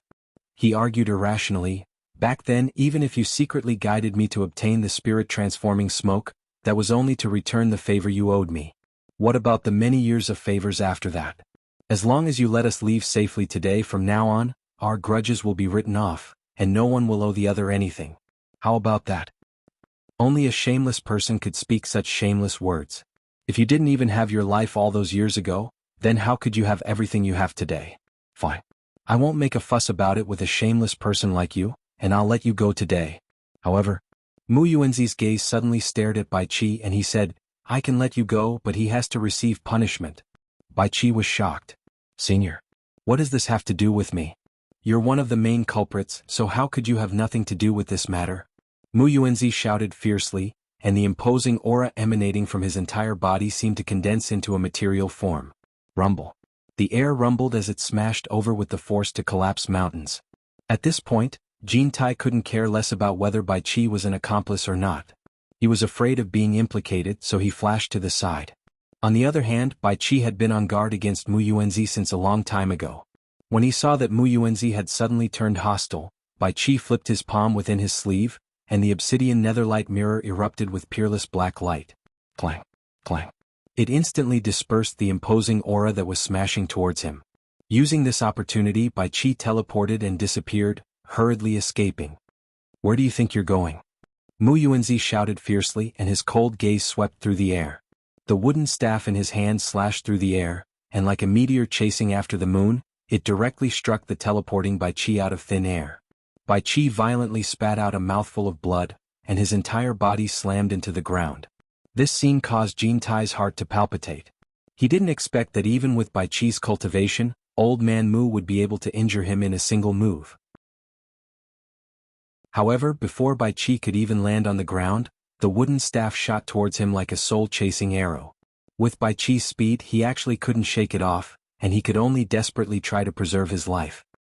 He flipped over and swung his fists, and countless layers of fist shadows overlapped like raging waves to obstruct the incoming wooden staff. The wooden staff suddenly erupted with a dazzling azure brilliance, and it effortlessly broke through the countless fist shadows and went straight for Bai Qi. Bai Qi was scared out of his wits, and before he could dodge, he felt a sharp pain in his chest. The wooden staff had already pierced through his chest, and he was directly nailed to the ground. Chapter 11:26.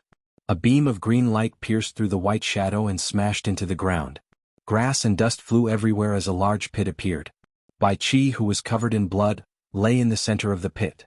Looking at the shining green wooden staff stuck in his chest, his face was filled with despair and unwillingness. Although he couldn't move because of the wooden staff, he still held on to his obsidian underworld light mirror tightly. This was the symbol of his rule over the underworld, and he couldn't lose it even if he died. The two people hiding in the ancient language tree saw that Bai Qi was seriously injured, but because of the terrain, they couldn't see the situation in the pit and didn't know how Bai Qi was doing. Yu Qianqiu turned around and transmitted his voice to the great bright wheel with a sigh. "I didn't expect that Bai Qi would be the unluckiest one. This old man Mu is really something. He let both sides go, but he didn't let Bai Qi off." What they didn't know was that although Mu Yuanzi didn't like killing, he controlled the entire ancient forest. If he didn't do something to appease the spirits of the creatures in the forest, how could he calm the hearts of the creatures in the forest? Thus, after picking and choosing Bai Qi, who seemed to be the least deserving of punishment, was the one who suffered the most. Jin Tai looked at Bai Qi, who was lying in the pit, and then at Mu Yuanzi, his heart pounding. Mu Yuanzi stretched out his hand and pulled out the wooden staff, which flew back into his hand with a whoosh. He looked at Jin Tai coldly and said, "Get out of here. If I see you two step into the ancient forest again, don't even think about leaving alive." Yu Qianqiu and the Great Bright Will looked at each other. From what he said, it seemed that Bai Qi was still alive. The grass elves in the forest watching this scene immediately let out a cheer of victory. Their previous grief and indignation were swept away. Even the Emperor of the Underworld had been casually taken care of by the seniors of the Holy Land. They felt a sense of glory. In fact, this was probably the reason why Mu Yuanzi chose Bai Qi. Bullying a small fry like Yu Qianqiu had no effect at all. In the deep pit, Bai Qi stood up unsteadily. His face was pale and his white clothes were stained with mud and blood. As soon as he put away the obsidian nether light mirror, Kim Tai flashed down and reached out to support him. "Are you all right?" He wasn't pretending to be concerned. After all, if Bai Qi were to die, he would lose a powerful ally, and he would be in even more danger. However, Bai Qi did not appreciate his kindness. He pushed him away shakily and said, "Get lost." This was because he hated Jin Tai for only caring about his own life and not caring about his own. Although Bai Qi already knew what kind of person Jin Tai was, he still couldn't help but feel very angry. In fact, no matter who it was, they would be angry if they had such a partner. Jin Tai looked at Bai Qi's swaying appearance. It was obvious that he was heavily injured. Jin Tai couldn't help but smile bitterly and said, "Why are you doing this? You also know that I have no other choice. Even if you blame me, it's useless." Jin Tai forcefully grabbed Bai Qi's arm and flew out. The two of them exchanged glances with Mu Yuanzi and were about to leave when they heard Mu Yuanzi shout, "Wait!" Jin Tai was immediately frightened and turned around while supporting Bai Qi. He gritted his teeth and said, "Old man Mu, are you going to go back on your words?" Mu Yuanzi couldn't be bothered to pay attention to him. He looked at the ancient language tree and said in a deep voice, "Haven't you two seen enough? Do you want me to personally invite you out, or do you want to stay in my ancient forest forever?" Jin Tai looked over and found that there were indeed two people hiding in the crown of the tree. Yu Qianqiu and Deming Luan looked at each other and secretly transmitted their voices. They both felt that Jin Tai wouldn't sit still and wait for death. They wanted to see if Jin Tai had any other tricks up his sleeves. Thus, they rushed out of the ancient language tree and flew toward Jin Tai and Bai Qi. "It's the two of you?" Jin Tai was startled. He didn't expect these two to still be alive. Deming Luan hurriedly bowed. Yu Qianqiu and Bai Qi's eyes met. He coughed and pretended to be concerned as he helped Jin Tai over. "Take your lackeys with you," Mu Yuanzi warned indifferently. The lackeys he was referring to were naturally Yu Qianqiu and Deming Luan. Under Jin Tai's instructions, Deming Luan summoned a flying shuttle. Yu Qianqiu helped the heavily injured Bai Qi onto it and laid him down. Finally, Deming Luan drove the flying shuttle and quickly flew them away. High up in the sky, the few of them remained silent. Half a day later, Bai Qi, who was sitting cross-legged and recovering from his injuries, finally regained some of his energy. The first thing he said when he opened his eyes was to ask Yu Qianqiu, "Where is the saintess?" Yu Qianqiu shook his head and said, "I don't know. We were separated not long after we arrived in the ancient forest. I don't know where the others are either." He suddenly remembered that everyone had received Jin Tai's instructions to set fire to the ancient forest. They were probably surrounded and killed by the plant spirits in the forest. He then continued, "After the two of us set fire to the ancient forest, we were surrounded and attacked by many experts in the forest. We were lucky to escape. I'm afraid they didn't have a good ending. I don't know if they managed to escape or not." The saintess didn't receive the news of the arson. Bai Qi saw Yu Qianqiu's puzzled face and didn't hide it from him. He bluntly said, "The news of the arson was only passed to you. For the saintess's safety, the news wasn't passed to her. So, she shouldn't have set the fire and gotten herself into danger. Oh, then she should be fine, right?" Yu Qianqiu casually said, but in his heart he began to curse. "Damn it. Luckily I was smart and didn't do such a stupid thing. Don't worry. Doesn't that woman know how to calculate? She shouldn't be in danger." Jin Tai, who had been thinking with his hands behind his back, suddenly spoke. He turned to look at Bai Qi and said, "Black Wind and Wang Qing won't let us go. They might already be waiting for us outside the ancient forest to walk into their trap. You should quickly recover from your injuries. At that time there might be another big battle. I won't be able to handle it alone. The ancient forest is vast. Even if they are waiting for us outside, it will be very difficult for them to meet us. Bai Qi shook his head and sighed, my injuries are too serious. I won't be able to recover in a short period of time. I need to find a quiet place to recuperate. Find a quiet place to recuperate? I'm afraid that will be difficult. Jin Tai looked around and said, this ancient forest is a good place to recuperate, but we can't afford to offend Old Man Mu. Also, we don't know how Wang Qing and Black Wind's forces are developing. Whether we can avoid their eyes is another matter. Bai Qi slowly leaned against the end of the shuttle and said slowly, think of a way to return to the underworld. I can find a safe place to temporarily stay. As he said this, he was thinking about whether Silver Armor 1,000 soldiers and the others had safely reached the Great Snowy Mountain. Looks like you still have a way out in the underworld. Jin Tai didn't care about the dignity of an emperor anymore. He sat cross-legged in front of Bai Qi and asked, is it where 1,000 soldiers and the others went? Can you tell me where it is so I can have some confidence? Damn. Another secret. Yu Qianzhou's ears immediately perked up. However, Bai Qi was tight-lipped. He slowly closed his eyes. He wouldn't reveal anything until he reached that place.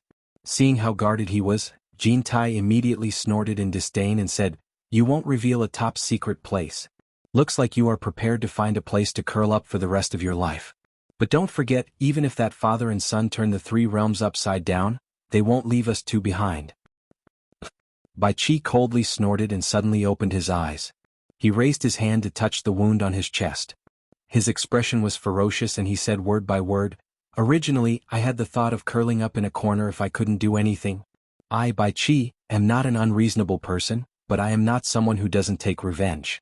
Old Mu bullied me too much. If I don't take revenge, I am not a man. Yu Qianzhou stood silently at the side. He thought to himself, those who can climb to such a high position are indeed not easy to bully. They are all vicious and merciless people. Let Old Mu's matter go. Jin Tai waved his hand and sighed, it's not that I look down on you, Bai Qi, but at least for now, you have no hope of getting revenge on Old Mu. It's already good enough if you can get rid of that father and son. I can't kill Old Mu, but it doesn't mean that others can't. Bai Qi laid on the ground and slowly pressed the wound on his chest. His expression was ferocious as he said, and that father and son, Xingjun and the others can't die in vain. Since things have come to this, don't think about getting away with it. Jin Tai's eyes lit up. You mean you can find someone more powerful than Old Mu? If there is such an expert, why didn't you say so earlier? Then you wouldn't have to suffer such humiliation. He pointed at Bai Qi's chest. I don't know if he is more powerful than Old Mu, but I believe that Old Mu won't be able to do anything to him. As long as he has his eyes on him, even if Old Mu doesn't die, he will still lose a layer of skin. Bai Qi looked at him and sneered, you know this person and this is your idea. In the past, I didn't have the heart to do this, but now that the old and new grudges are piled up together, I can't care so much anymore. I know him, and this is my idea. Jin Tai was startled. After a moment of silence, he suddenly said in shock, you mean Sanyi? The great bright wheel, who was steering the flying shuttle, was also listening to their conversation. When he heard this, his entire body trembled. He couldn't help but cry out involuntarily, Sanyi. He had already turned his head to look at the sickly Bai Qi with some fear. Yu Qianzhou was startled. He didn't know who this Sanyi they were talking about was to cause Deming Luan to have such a big reaction. However, when he thought about how even Jin Tai had to call him Sanyi, he couldn't be simple. This was the first time he had heard of someone being called Sanyi in the celestial realm. He secretly transmitted to Deming Luan, who is this Sanyi ? Deming Luan was so shocked that he forgot to reply. Bai Qi laughed coldly, that's right. He is Demon Monarch 3 nights. Jin Tai, didn't you want me to communicate with Sanyi last time? I promise you. After I recover, I will immediately contact Sanyi. As long as Sanyi agrees to our conditions, we will immediately open the passage to the demon realm and release Demon Monarch 3 nights and let the demonic path reappear in the 3 realms. Chapter 11:27. At this point, how could Yu Qianzhou still not understand who the so-called Third Master was? It was not Third Master at all. Even if he was a fool, he could guess that this Demon King 3 nights was the supreme ruler of the devil world. Otherwise, these people would not have lost their composure like this. Bai Qi actually wanted to open the devil world and let the devil path reappear in the 3 realms. Yu Qianzhou was also shocked and looked at Bai Qi in bewilderment. He could understand Jin Tai's actions, but he did not expect Bai Qi to be so crazy. It was simply unimaginable. If he remembered correctly, the devil world should have been sealed by Qi and Jintai together. The heroes of the devil world had been sealed by the two of them for so many years, it was imaginable how much they hated the two of them. But these two guys actually wanted to let the tiger out of the cage. Once that group of people who shook the three realms reappeared in the world, it would be strange if they did not take revenge. This was completely harming others without benefiting themselves. How could these two guys dare to do it? On second thought, he somewhat understood Qi's craziness. A high and mighty emperor of the underworld for so many years, how awe-inspiring he was.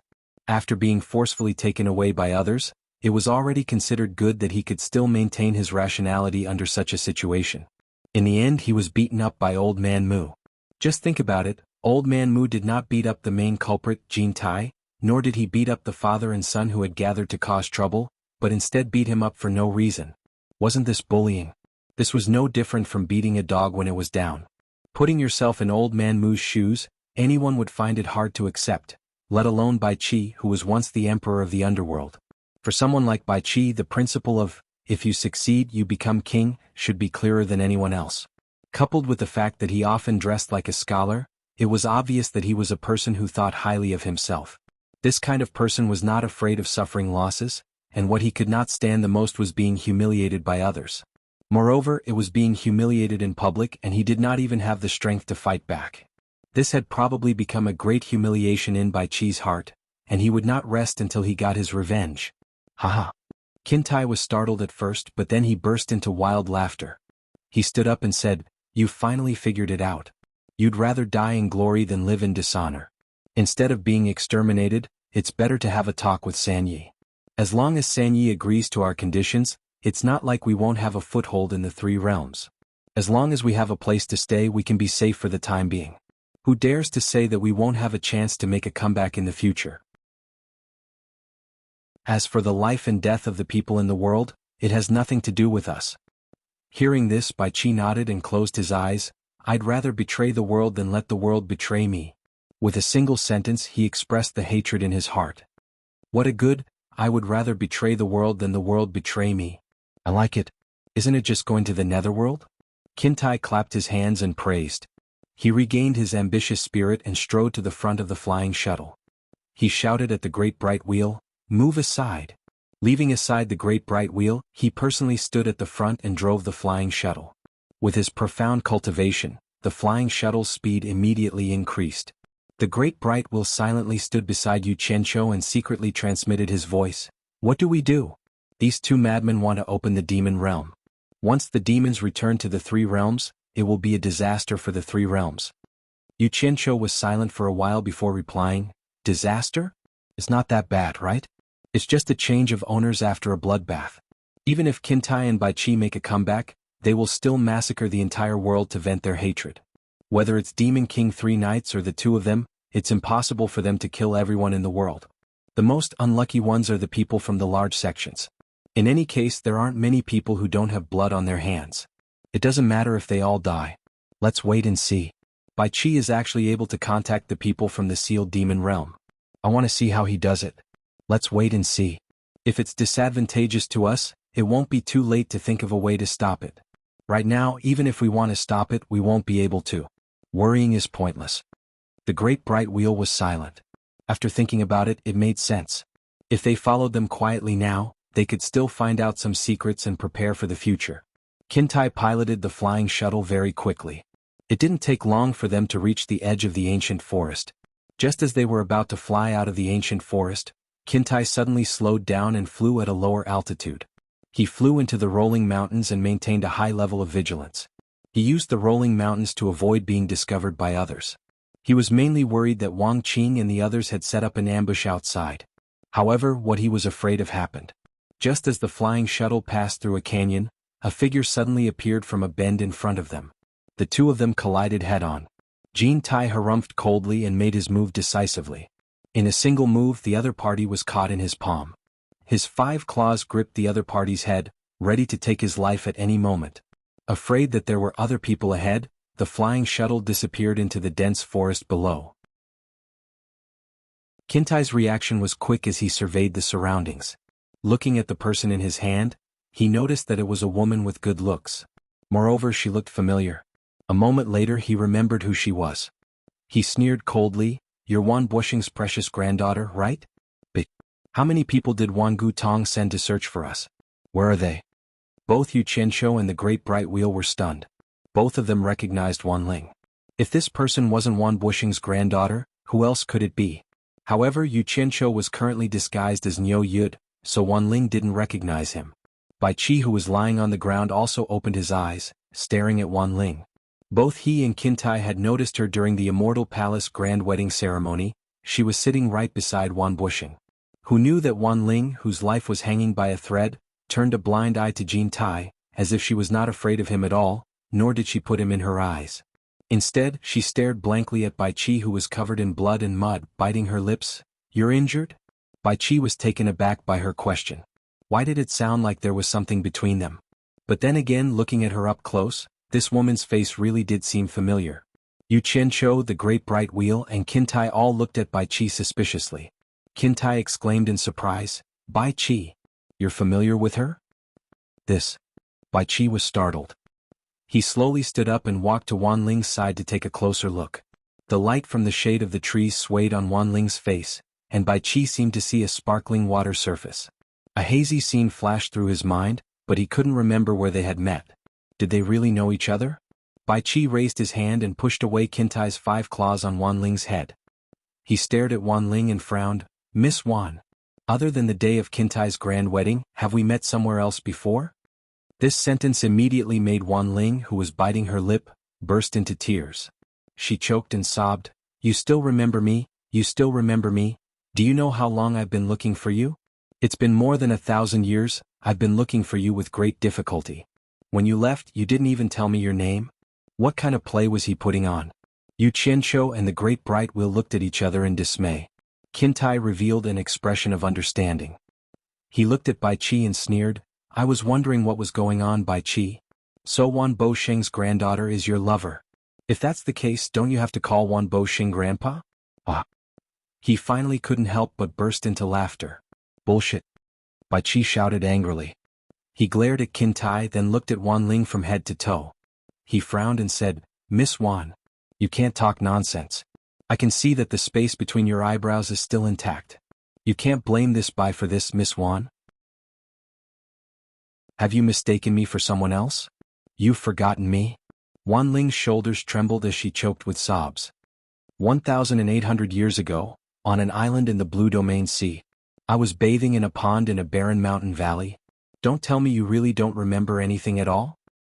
1,800 years ago in the Blue Sea.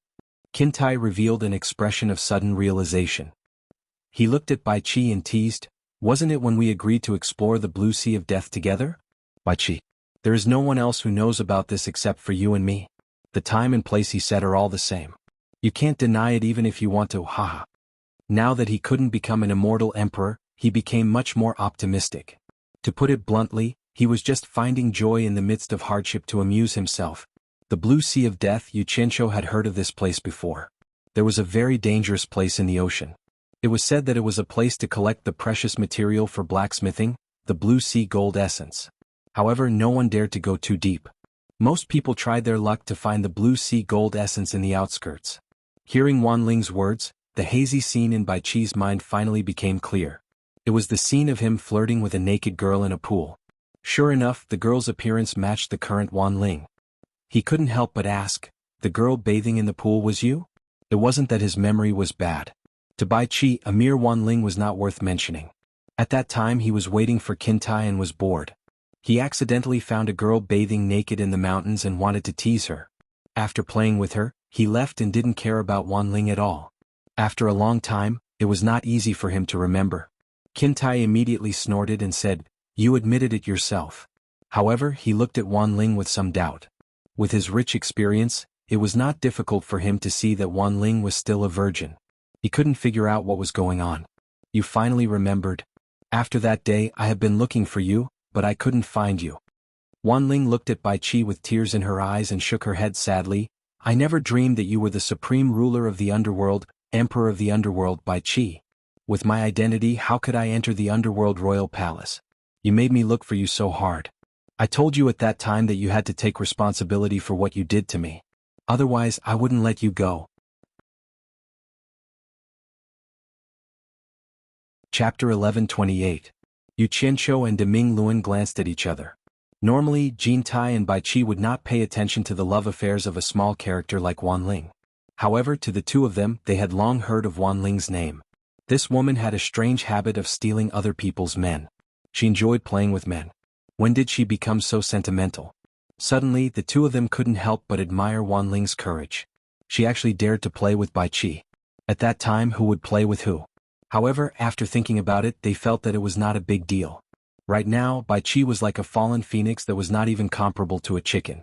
It would be a waste not to play with him when he was in trouble. The two of them were prejudiced by Wan Ling's reputation and didn't know the story behind Wan Ling's words. However, after hearing this, Bai Qi felt a toothache. He looked at Wan Ling and bitterly smiled, "Let bygones be bygones. Plus, it's not like I haven't done that to you yet. Plus, I am in a precarious situation right now.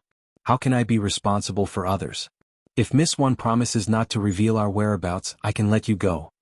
Jin Tai, on the other hand, didn't say anything. His eyes darted back and forth between the two enemies. No one knew what he was planning. "But I won't let you go. If you want to get rid of me, you have to kill me." Wan Ling stared at Bai Qi with teary eyes and gritted her teeth. Such an unforgettable gaze caused Bai Qi's heart to tremble. He understood that this girl was not joking. He was speechless and didn't know what to say. Jin Tai's voice rang in his ears, "I have a very good hiding place right now. I don't need to take a long and dangerous journey to the underworld. Let me deal with this matter." Bai Qi paused for a moment. He guessed something and didn't say anything else. Jin Tai indifferently interrupted, "Miss Wan, you should watch carefully. Bai Qi is heavily injured and is being pursued by powerful enemies. If you follow him, you might not even have a tomorrow. There is no need to lose your life for him. This is a matter between me and him. You don't need to say anything. Let him answer himself." Wan Ling didn't even look at him and directly blocked his words. She felt as though she was going all out. Who cares if you are an immortal emperor or Jin Tai? At this moment, in her eyes, there was only Bai Qi. Everyone else was nothing but floating clouds. Bai Qi raised his hand and touched the wound on his chest. In his entire life, no one had ever pursued him with such vigor, not to mention after he became the emperor of the underworld. Ordinary women would not have the courage to do so. He did not expect that after he had lost his power, there would be someone who would do so. This caused a different kind of feeling to rise in his heart. If it was any other time, Jin Tai would have killed him on the spot if he spoke to Jin Tai like this.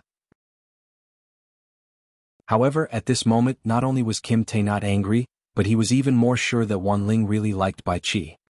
He immediately said sternly, "If you really like him, you should think for him and not force him regardless of the situation." Wan Ling slowly turned her head and looked at him, waiting for him to continue. Jin Tai waved his hand and pointed at the wound on Bai Qi's chest.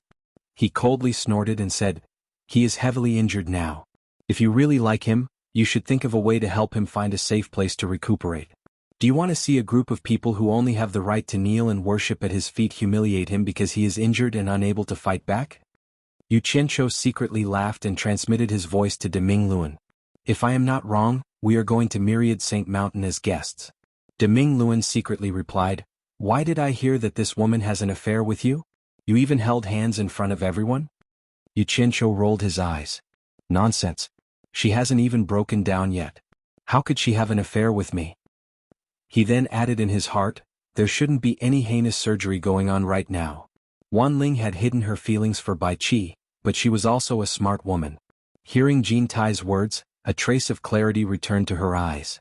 She knew that Jin Tai's next words were the main point, and she could roughly guess what was going on. However, seeing Bai Qi clutching his bloodied chest, she gritted her teeth and said, "What do you want me to do? Miss Wan? It's not that I don't believe you, but there are some things I need to clarify first." Jin Tai's slender eyes opened and closed uncertainly, a cold light flashed in them as he asked, "Why are you here? Heartless Palace does not have enough manpower. When we were chasing after you, we sent out a message to all the sects requesting for help. The situation is stronger than me, so I, Wan Gu Tong, was forced to agree perfunctorily and randomly sent out some people. However, my grandfather has ordered that we are not allowed to directly participate in the chase. Currently, the Heartless Palace has sent people from all the sects to guard the ancient forest, the place where you are most likely to escape. Wan Gu Tong was sent to this area. As for why I'm here, it's because I heard that you were in the ancient forest. That's why I ignored my grandfather's warning and ran here. After that, I was in a hurry to find out your whereabouts, so I snuck in here on my own. I didn't expect to run into you here. Wan Ling said slowly as she looked at Bai Qi. Don't let this venerable one have the chance to make a comeback, otherwise, all the sects that participated in this matter will be massacred, of course. Jin Tai suddenly felt like he had said something wrong, deliberately explaining to Wan Ling, your Wan Gu Tong is an exception. As for whether or not that day would come, who knew? Wan Ling didn't care whether Jin Tai was telling the truth or not. She continued to look at Bai Qi. The ancient forest is vast, it's impossible to guard the entire outer perimeter, so it's not difficult to leave. Furthermore, this area is under my Wan Gu Tong's guard. I know where the guards are, I can safely lead you away from the eyes. But where are we going after we leave? Using the word, we, she tied herself to the few of them. Clearly she was determined to follow Bai Qi. Yu Qianqiu looked at Wan Ling, shaking his head inwardly. This woman seems to be for real. Could it be that this was the so-called, a grown woman can't be kept at home, siding with an outsider? Jin Tai narrowed his eyes as he looked at Wan Ling, speaking slowly. I'm sure your Wan Gu Tong's Myriad Saints Mountain has no problem hiding the few of us, right? Doesn't that mean I can be with him every day?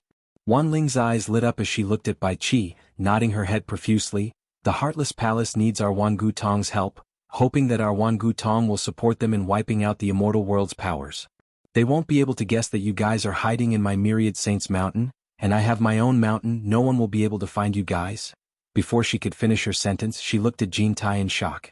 If Jin Tai's group was discovered hiding in the Myriad Saints Mountain, then how could the Heartless Palace let Wan Gu Tong go? Wouldn't it be a disaster for Wan Gu Tong? Wan Ling hesitated for a moment. Jin Tai heaved a sigh of relief in his heart. If Wan Ling had agreed too readily, he might have been suspicious of her, and that was within reason. He immediately pointed at Bai Qi and promised, Miss Wan, don't worry. Once he recovers from his injuries, we will leave the Myriad Saints Mountain immediately. In the meantime, we will not expose our identities and bring trouble to Wan Gu Tong. Women in love were usually muddle-headed, not to mention Wan Ling couldn't wait to be with Bai Qi. How could she make a rational decision? In the end, her emotions won over her rationality, and she agreed nervously. Under Wan Ling's suggestion, the few of them quickly changed their attire. Wan Ling didn't need to change herself, because they still needed to use her identity to avoid trouble along the way. As for Yu Qianqiu, he didn't need to make any changes. No one could recognize his current appearance, but everyone else had changed their appearances.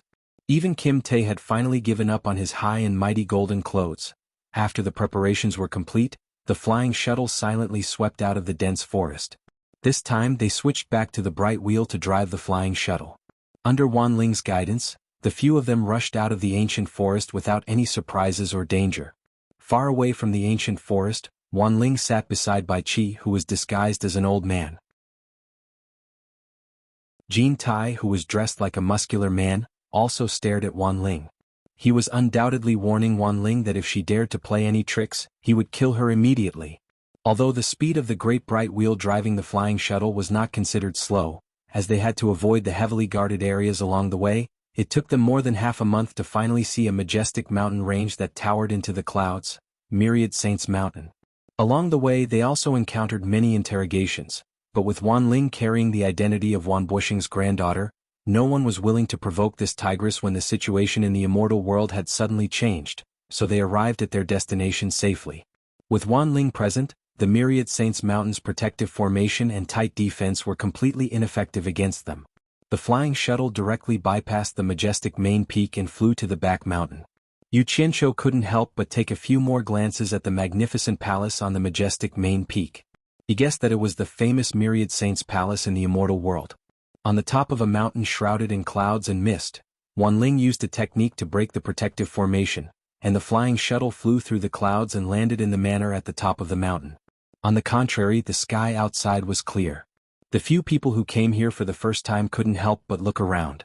Clouds surged around the mountain peak and wild cranes flew past leisurely. From time to time they could see streams of light streaking across the sky. The manor was surrounded by layers of green pine trees, and the flowers in the gardens swayed in the wind. It was beautiful and tranquil. It was like a place where immortal happiness could be enjoyed forever. It was like a woman's residence, but it was a little cold and quiet. There was not a single person in sight. A few white deer that were domesticated on the mountain were not afraid of strangers. They actually walked in and out of the manor's gate leisurely. When they saw Wan Ling had returned, they immediately ran over with their hooves and surrounded Wan Ling to show their affection. After landing, Wan Ling heaved a sigh of relief. She finally arrived safely without any surprises. She dispersed the white deer that surrounded her and said to the few people, "All right. There's no one else here and no one will barge in without my permission. You guys can show your original appearance and walk around the manor without worry. But just in case, try not to show your face in case of any accidents." Her words were not a lie. In the entire Myriad Saints Mountain, even her grandfather Wan Bushing didn't dare to barge in. Otherwise it would incur her wrath. She could throw a tantrum outside, but in here, no one knew that she was often depressed or even washed her face with tears. This was her privacy and she didn't want anyone to see it. Over time, the entire Myriad Saints Mountain knew that no one could barge in here, causing many people to curse her for being crazy. But now, it had become the perfect hiding place for the few of them.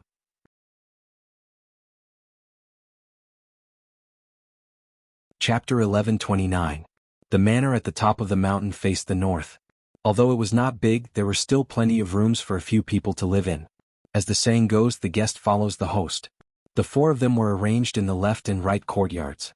Jin Tai and Bai Qi were in the left courtyard, Yu Qianqiu and De Ming Luan were in the right courtyard. The remaining backyard was Wan Ling's sleeping quarters. Wan Ling originally wanted to arrange Bai Qi in her backyard, but Jin Tai was determined to follow Bai Qi. He would live wherever Bai Qi lived. The backyard was her own room. It was fine for the man she liked to live there, but she couldn't accept Jin Tai living there. Bai Qi, who felt that he was living off a woman, was embarrassed to be with her all the time. He kept rejecting her politely. As a result, it was not convenient for Wan Ling to abuse her power. She could only arrange for the two of them to live in the left courtyard. Although the room could separate people, it could not separate people's hearts.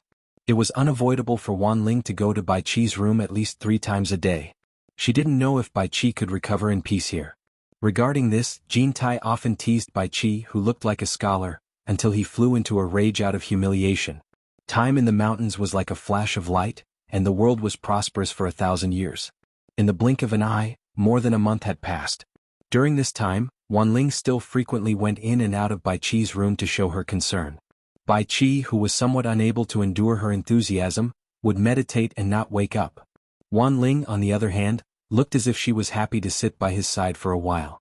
She was as gentle as water, causing Bai Qi, who had his eyes closed, to have goosebumps. Although he knew that there shouldn't be any danger here, Jin Tai was still very careful. He rarely went out of the left courtyard.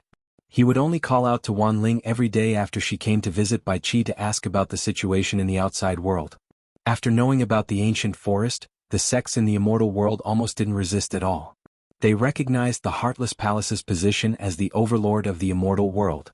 Jin Tai was so angry that he shouted and scolded the sects as traitors. He would definitely massacre them in the future. However, he didn't think about whether there was a need for the sects to be loyal to him. He had already fallen in the immortal world, yet he still wanted the support of others. It was no different from a fool's dream.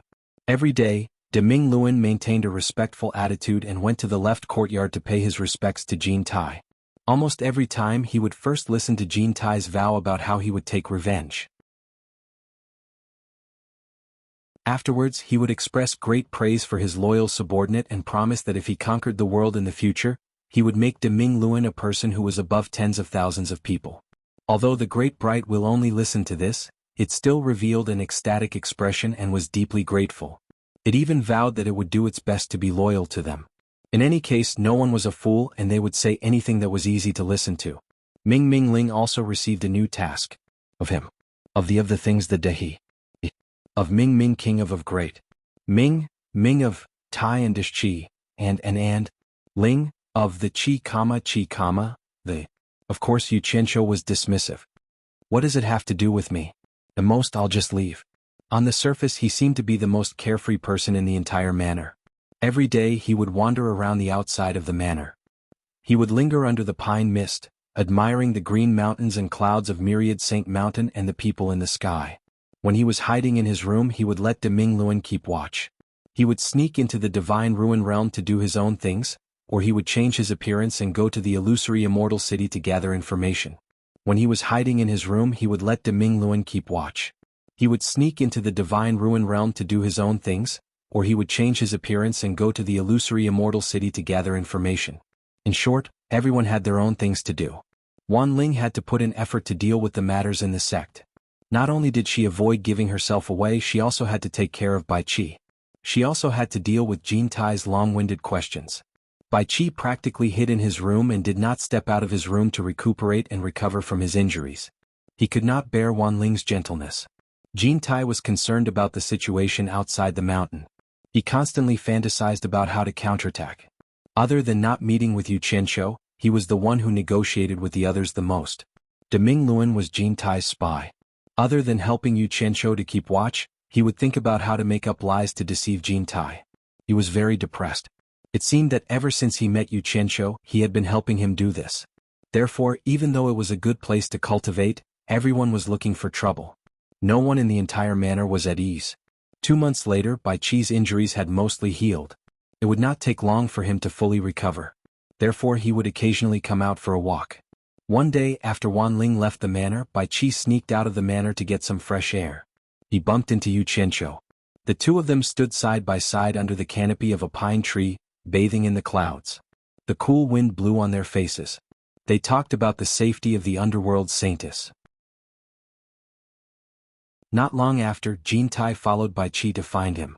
As soon as he arrived, Yu Qianqiu immediately shut up. He only pricked up his ears to listen to their conversation. Jin Tai felt insecure like a stray dog, so the topic shifted to Wan Ling. He felt that it was not a good idea for Bai Qi and Wan Ling to continue like this. If Wan Ling ever felt that Bai Qi did not like her anymore, it would be troublesome if she became disheartened. She might even reveal the secret of their hiding place. He then said some things to persuade Bai Qi to sacrifice himself to sleep with Wan Ling. He said that women would be dead set on you after sleeping with you. Bai Qi immediately rebuked Jin Tai, as if saying that he would never do such a thing. However, a few days later, Yu Qianqiu did not know if Jin Tai had finally convinced Bai Qi. One day, Wan Ling entered the left courtyard. After paying attention, Yu Qianqiu found that she had been in there for almost an entire day. It was completely different from the past. The moonlight was clear and bright in the night. He found Wan Ling sneaking out of the left courtyard again. As a result, the moment Wan Ling walked out of the courtyard, she found Niu Yid sitting on the steps under the eaves of the opposite courtyard. The two of them looked at each other, and Wan Ling immediately blushed and walked away quickly. Sitting on the steps, Yu Qianqiu couldn't help but shake his head with a sigh. Looking at Wan Ling's unnatural walking posture and her blushing face, it was clear that Bai Qi had finally given her to the formation. It was likely that Bai Qi's fate would directly determine her fate in the future. He didn't know if Wan Ling entrusting her life to him was a blessing or a disaster. He hoped that she would get what she wanted. Perhaps it was because the secret was already out in the open. Wan Ling, who was still hiding tonight, openly lived with Bai Qi the next day.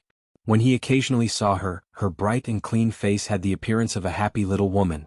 It was obvious that she had been nourished by a man. Yu Qianqiu was a bit gloomy. He originally wanted to see how Bai Qi contacted the Demon Realm's Demon King 3 nights.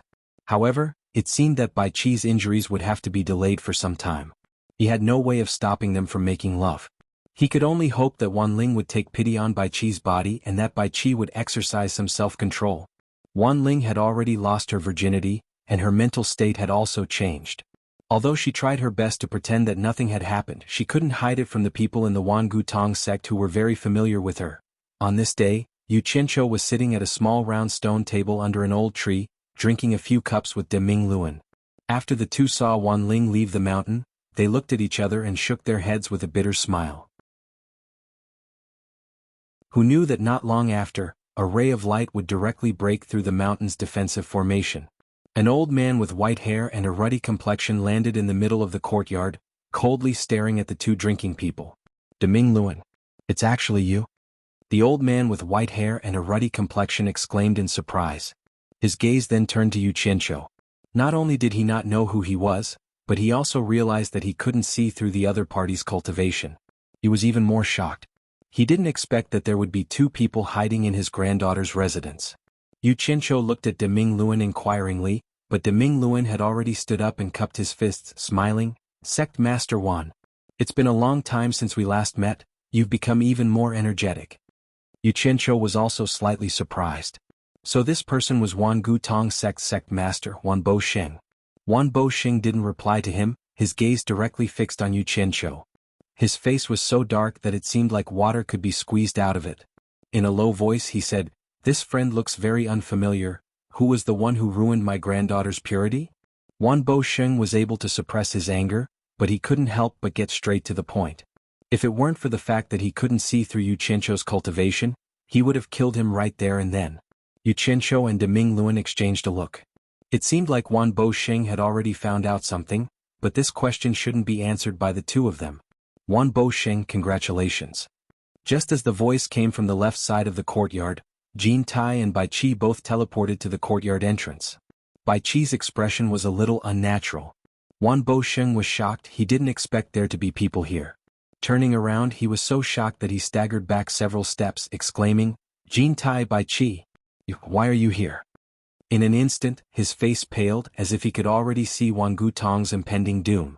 Looking at Wan Ling's blissful expression, he was actually happy, thinking that Wan Ling was too embarrassed to make it public and wanted to hide it from him. He wanted to see which handsome young man was having an affair with his granddaughter, so that he could reveal the truth and allow his granddaughter to live openly.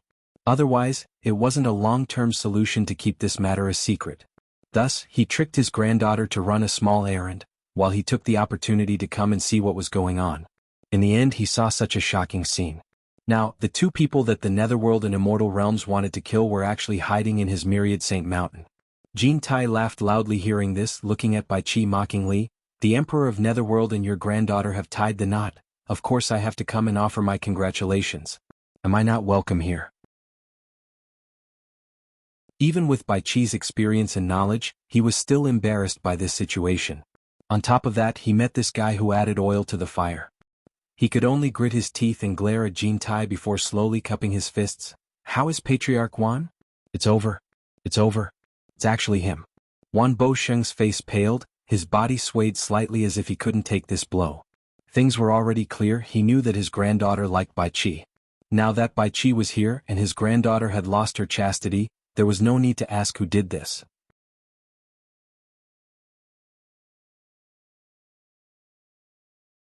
Chapter 1130. You. Wan Bosheng was so angry that he couldn't even form a complete sentence.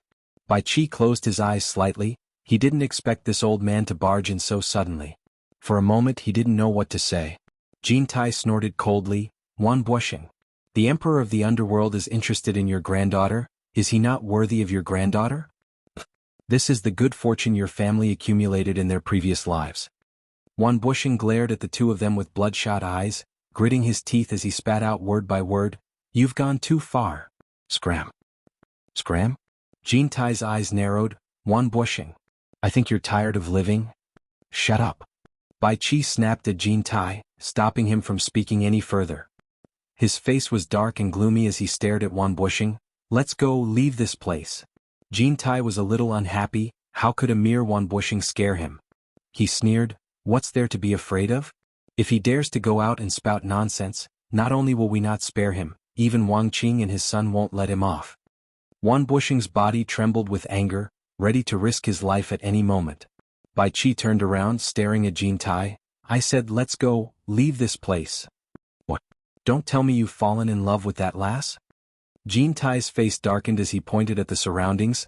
"This is Wan Gutong's headquarters. There are eyes everywhere. It's impossible to escape from everyone's eyes. I think Lord Wan will have a way." Bai Qi turned to look at the trembling Wan Bosheng. "Lord Wan, things have come to this point, please calm down. I believe that Gate Lord Wan doesn't want the news of us hiding here to leak out. Otherwise, the Wangqing father and son wouldn't let your Wan Gutong and his descendants off. So, I hope Gate Lord Wan can think of a way to send us out of the Myriad Saints Mountain, and I promise that I won't leak the news of us staying here." The yard fell into silence. Only Wan Bosheng's angry breathing could be heard. Everyone's eyes were on him. After a long time, Wan Bosheng's breathing gradually calmed down. He stared at Bai Qi and gnashed his teeth. "You better keep your word." Although Wan Ling was his most beloved granddaughter, to someone of his status, sometimes he had to choose the lesser of two evils. After weighing the pros and cons, no matter how angry he was, he had to put aside his familial ties and think of the bigger picture. If he did not have this bit of decisiveness, he would not have been able to run everlasting past to where it was today. Moreover, he had no other choice. Not to mention Jin Tai and Bai Qi joining hands, he was no match for any one of them. There was no way he could refuse, so he could only swallow his pride. He was filled with hatred now. If he had known this would happen, he wouldn't have come to investigate his granddaughter's privacy. He would have turned a blind eye to it. Why did he have to come here to humiliate himself?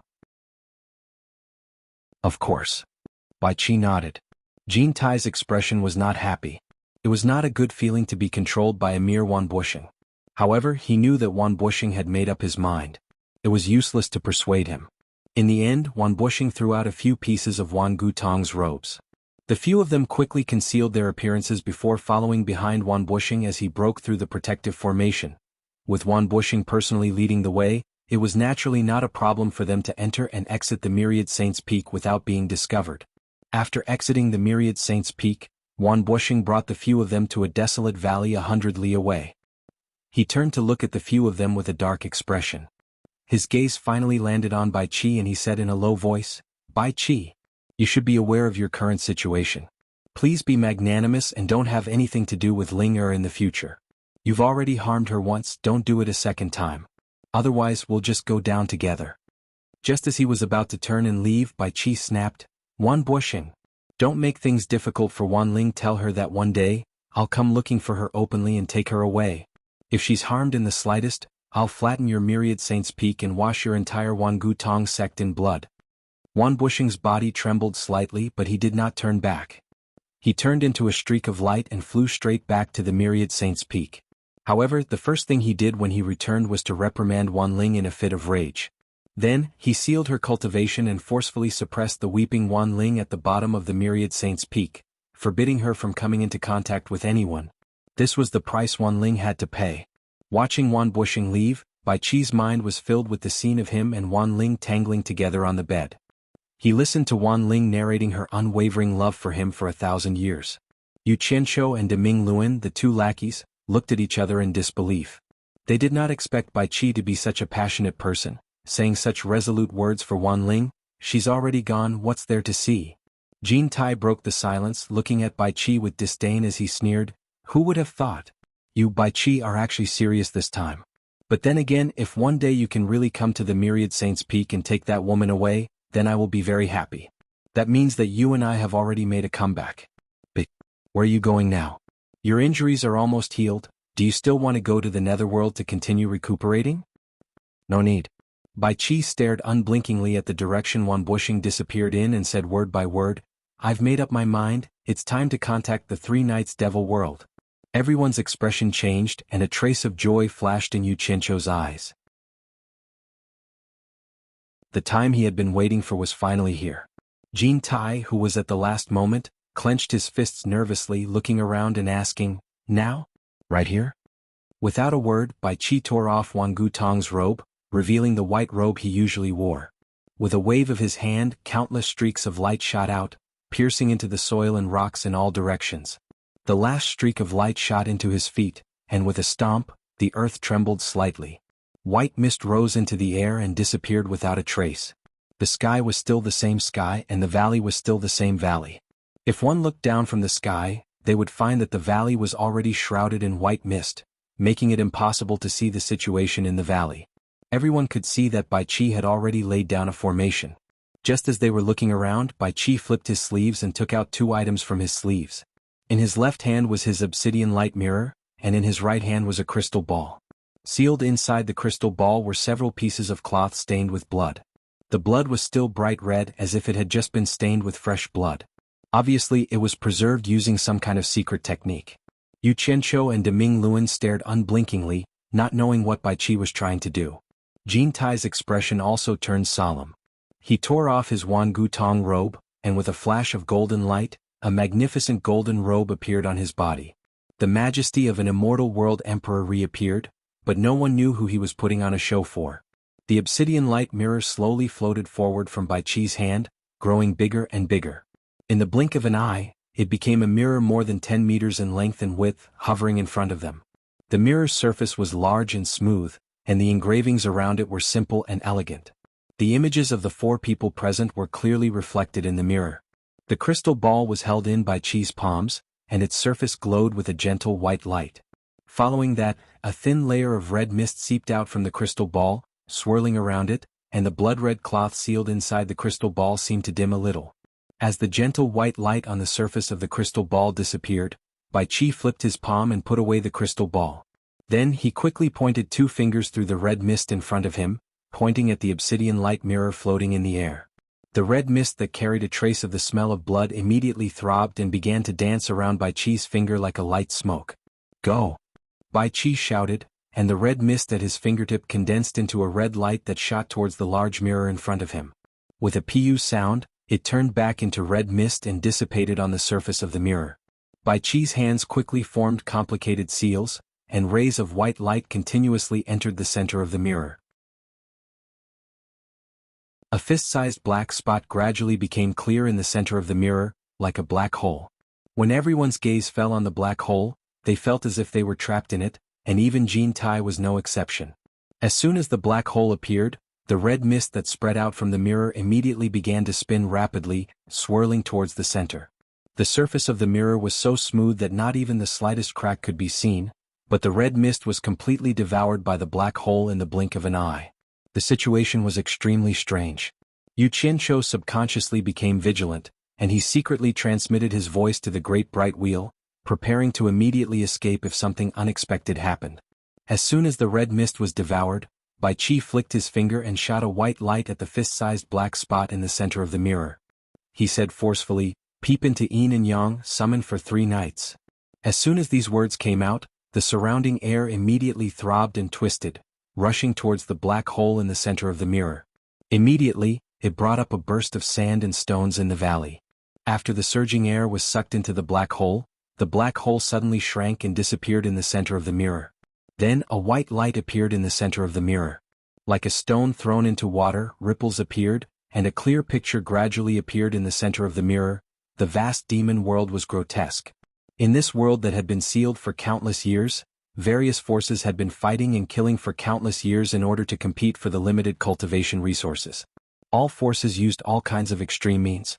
This was a world where the strong were respected. Killing was not a crime. Everyone was vicious and despicable. When being vicious and despicable became the law of survival for everyone, it was naturally normal in the eyes of the people in this world. Naturally, it had nothing to do with morality, so everything was done with a clear conscience and as a matter of course. Only those who had the ability could survive, and only the strong could survive. A group of people lived in the naked law of the jungle without any disguise, so this world became incomparably bloody and cruel. This was a vast land that was dyed red with blood. Compared to the cruel laws of survival in the immortal world and the netherworld, this sky that was suffused with the smell of blood and this land that was dyed red with blood was worthy of the name Demon World.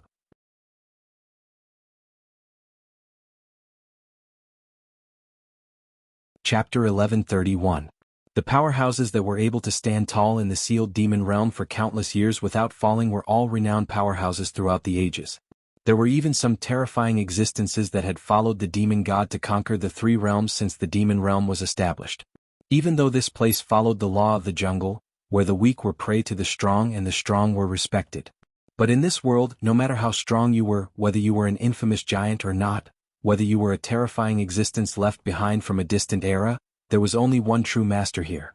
Everyone had to submit to him or else they would die 10,000 times instead of being able to live. The first master of the demon realm was the demon god knight who created the demon realm. This was an ancient legend. The second was the demon god's son, demon lord Yi. The third was Yi's son, demon lord Yi. The fourth was demon lord Yi's son, demon lord San Yi. Other than the first one who was addressed as the demon god, his descendants were all addressed as demon lord to show their respect to the demon god. There were 3 generations of demon lords in the demon world, and the current one was the demon god's great-grandson, demon lord 3 Knights. The reason why the demon god's lineage was able to rule the demon realm until now, aside from the treasured techniques left behind by the demon god, it was also thanks to the demon god that the 72 great demon kings under him had their primordial spirits forcibly removed. Although the 72 great demon kings under the demon god had lost nearly half, the primordial spirits of the remaining 36 great demon kings were still in the hands of the demon god's descendant, demon lord 3 Knights. Although these 36 great demon kings had powerful magic power and profound cultivation, demon lord 3 Knights had their primordial spirits in his hands. If he wanted to kill them, it would be as easy as raising his hand.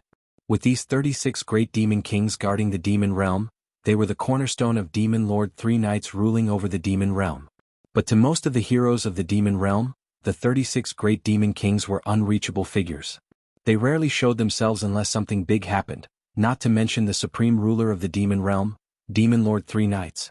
Everyone in the demon world knew that ever since the demon lord fell for the trap and was sealed away by the immortal and netherworld emperors, the 3 knights demon lord had lived in the demon palace and rarely came out. It was said that the 3 knights demon lord blamed himself for this. In reality, when the demon world was sealed, many people blamed Demon Lord 3 Knight for his incompetence, which led to the demon world falling into such a state. This kind of discussion became more and more intense. Not long after, an expert followed the will of the people and strongly demanded that the Demon Lord 3 Knights hand over the primordial spirits of the 36 great demon kings and hand over the throne of the Demon Lord. In the end, this completely angered the Demon King of 3 Knights. With a single order, he carried out a bloodbath. He would rather kill the wrong person than let the wrong person go. Anyone who was even a little bit related to this matter, was all killed, completely uprooted. After the bloodbath, it was unknown how many people died. Everyone kept quiet out of fear. After all, their lives were more important. No one dared to mention this matter again, at least not openly. After this matter, the Demon Lord 3 Knights once again lived in the Demon Palace. For many years, outsiders rarely saw him again. He had almost become a legend. However, just a few years ago, the Demon Palace that was shrouded in blood clouds suddenly moved again. One day, all 36 great demon kings guarding the demon world were summoned to the Demon Palace, causing the heroes of the demon world to try to figure out what was going on. Later, the news spread. The Demon Palace had received news that someone had seen the demon blade that the Demon Lord had used in the past and that the divine blade had recognized a new master. Demon Lord 3 Knights was greatly shocked. He immediately used all his power to search and finally found that person. He brought him back to the Demon Palace. It was said that he had been appointed as the next Demon Lord's successor, but no one knew if this was true or not. Following that, the Demon Palace moved frequently. All the powers under its control continuously gathered all kinds of things and sent them to the Demon Palace. It was said that Demon Lord 3 Knights had taken a liking to that successor, and all the things he gathered were for that successor's cultivation.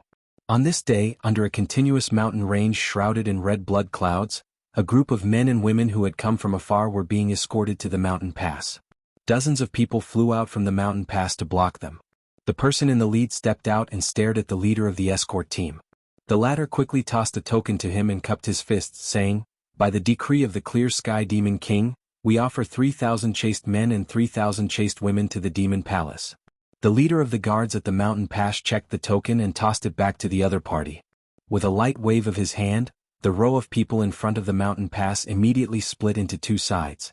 The 3,000 men and women who had their hands bound together by the tree vines were immediately ordered to slowly walk into the mountain pass. Occasionally, they would raise their heads to look into the depths of the blood clouds, their faces filled with unconcealable fear. Meanwhile, the guards at the 2 sides of the mountain pass inspected them one by one. Only those whose cultivation had been sealed could be allowed to enter. The wind in the mountains was cold and desolate, and the mountain path was rugged. Everywhere there were new or weathered white bones. Occasionally there would be a clear kacha sound when someone stepped on these white bones. Everyone looked at these escorted men and women as if they were looking at dead people, as if they would soon become the white bones they were currently stepping on. Meanwhile, the people who had been escorted here had ashen faces as soon as they stepped into the mountain pass, as if they knew that their deaths were not far away. At this moment, the 3 streaks of light that were streaking across the sky suddenly stopped, turned around and landed on the hillside of the mountain pass. The 3 young men with extraordinary auras swept their cold eyes over the crowd below. Everyone looked up. When the guards at the mountain pass saw these 3 people, they were immediately shocked. Putting down what they were doing, they knelt down on one knee and said, "Greetings to the 3 young masters." Another quick-witted person shouted at the people who had been bound together, "Hurry up and kneel down to greet the 3 young masters." The guards who had escorted the people here immediately pointed at the prisoners and said sternly, "Hurry up and kneel down to greet the 3 young masters." "Greetings, young master." The disorderly crowd knelt down and shouted in a disorderly manner. The 3 people who had arrived were the 3 sons of the Demon Lord of 3 Knights. The eldest was Yi Wanzong, the second was Yi Yuan, and the third was Yi Tuobian. The demon lord of three knights originally had 4 sons, and the youngest was called Yi Tiankong. Ever since he was young, he was quick-witted and studious, and the demon lord of three knights deeply doted on him. However, what made the demon lord of three knights sigh was that such a good seedling did not have the aptitude to cultivate. Later on, after Yi Tiankong grew up, he ran away from home alone. Until now there had been no news of him, and it was unknown whether he was dead or alive. At this moment, the person standing on the mountain pass was the eldest son of the demon lord of three knights, Yi Wanzong. Looking at the crowd kneeling down below, Yi Wanzong frowned and said, "Go back to your work." Instantly, shouts rang out from below, and the 3,000 men and women immediately walked in one after another as they went through the inspection. On the mountain pass, Yi Yuan looked down at the crowd and suddenly snorted coldly, "These people must have been recruited by father for that new brat. Father is too biased. We, his own children, can't even compare to an outsider." Yi Tuobian looked at his big brother Yi Wanzong and said, "The successor of the demon lord should have been big brother, but father actually stripped big brother of his right of inheritance and gave it to an outsider. What kind of logic is this?" The two brothers spoke one after another, and Yi Wanzong's expression also became increasingly gloomy. In the crowd, a woman with disheveled hair suddenly thought of something when she heard that the 3 people who had arrived were actually the 3 young masters of the demon palace. She quickly combed her disheveled hair, revealing a charming and moving face as she raised her head to welcome the 3 people on the mountain pass. However, the 3 young masters did not see her at all, and there were even signs of them leaving. Instantly the woman became anxious. Suddenly, the sound of bones being stepped on caused her eyes to light up. Lowering her head, she saw a skull that had been kicked around. She hurriedly stepped on it and her body immediately fell to the side. "Io!" A voice that sounded like a nightingale's cry rang out. It wasn't loud, but it was clear and moving. Instantly, someone in the crowd lost his footing and fell to the ground. However, because there were ropes made of tree vines between them, they did not completely fall to the ground. However, this caused the procession to pause for a moment. The person who was escorting them immediately lashed out with a whip, and angrily shouted, "Get up!" After the sound of the whip, there was another cry of pain. It was obviously a cry of pain, but it was sharp and melodious like the chirping of an oriole, causing one's heartstrings to involuntarily tremble. On the mountain pass, the 3 young masters who were about to leave all turned around to look at the same time. They saw a woman holding the wound on her arm as she staggered to her feet. Inadvertently, she raised her head, revealing an enchanting face that could topple cities. There was a trace of pain on her jade-like face as she bit her red lips and continued to move forward. At this moment, the expressions of the 3 brothers immediately stiffened, and their hearts all palpitated. They did not expect that such a stunning beauty would be hidden among these people. Such a stunning beauty is actually a virgin. It's really rare. However, it's a pity that she will only become nourishment for his demonic arts if she falls into the hands of that brat. What a waste. The 3rd brother Yi Tuobian could not help but let out a long sigh. The 2nd brother also sighed and shook his head, feeling that it was a great pity. The eldest brother Yi Wanzong's face turned gloomy. Suddenly he shouted to the people below, "Wait!" The people below paused and everyone looked over. They saw Yi Wanzong waving his hand and pointing at the beautiful woman who was being whipped. He said indifferently, "The others can go, but I want her to stay."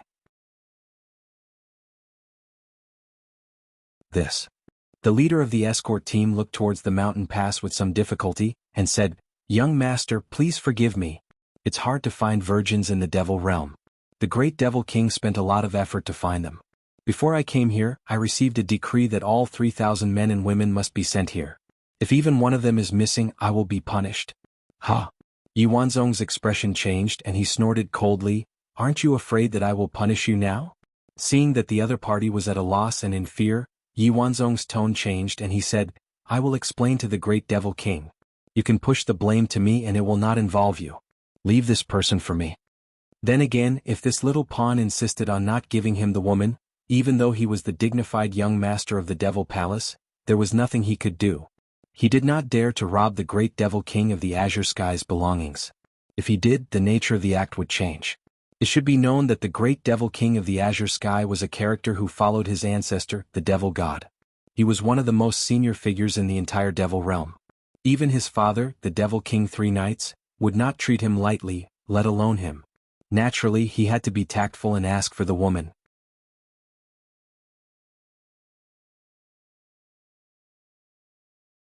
Chapter 1132. Since the dignified young master of the Devil Palace had spoken to this extent, the leader naturally wouldn't say anything else. Otherwise he would really be insensible. Even if Yi Wanzong let him go now, the great Devil King Qing Tian wouldn't let him go after this. It was very possible that he might even be killed to save the face of the young master of the Devil Palace. Hence, the leader quickly went to the crowd and untied the whipped woman, removing her from the crowd. Yi Wanzong, who was on the hillside, raised his hand and grabbed the woman, directly pulling her to the hillside. He held her soft waist with one hand and gently parted the messy hair that covered her face with the other. Her enchanting face that could topple cities caused the expressions of the few brothers to freeze again. The woman, on the other hand, was struggling, seemingly timid, afraid, and shy. Yi Wanzong smiled faintly and said, "Let's go back." "Go back?" Yi Tuobian was stunned and said, "Aren't we going to play?" At this moment, the group of thousands of men and women who were escorted here immediately knelt down and begged one after another, "Young master, save us." Following that, everyone else also knelt down and begged for mercy. The scene was a mess. When everyone saw the person who could save their lives, they immediately had the will to live. Yi Wanzong wouldn't save them, and it was impossible for him to save them. He glanced down and said indifferently, "I'm not going back." Then, he picked up the beautiful woman and rushed back to the depths of the mountain range that was shrouded in blood-colored mist. The remaining two brothers looked at each other and smiled in tacit understanding. Then they returned to the group as well.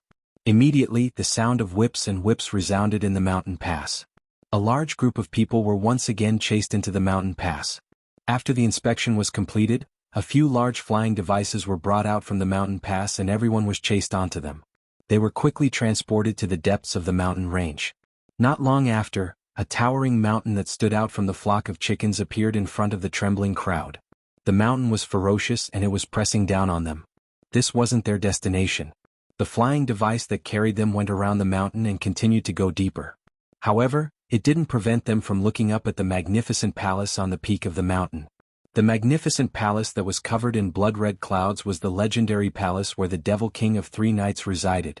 On the peak of the mountain, a man dressed in a white robe and a white hat appeared unusually neat and tidy.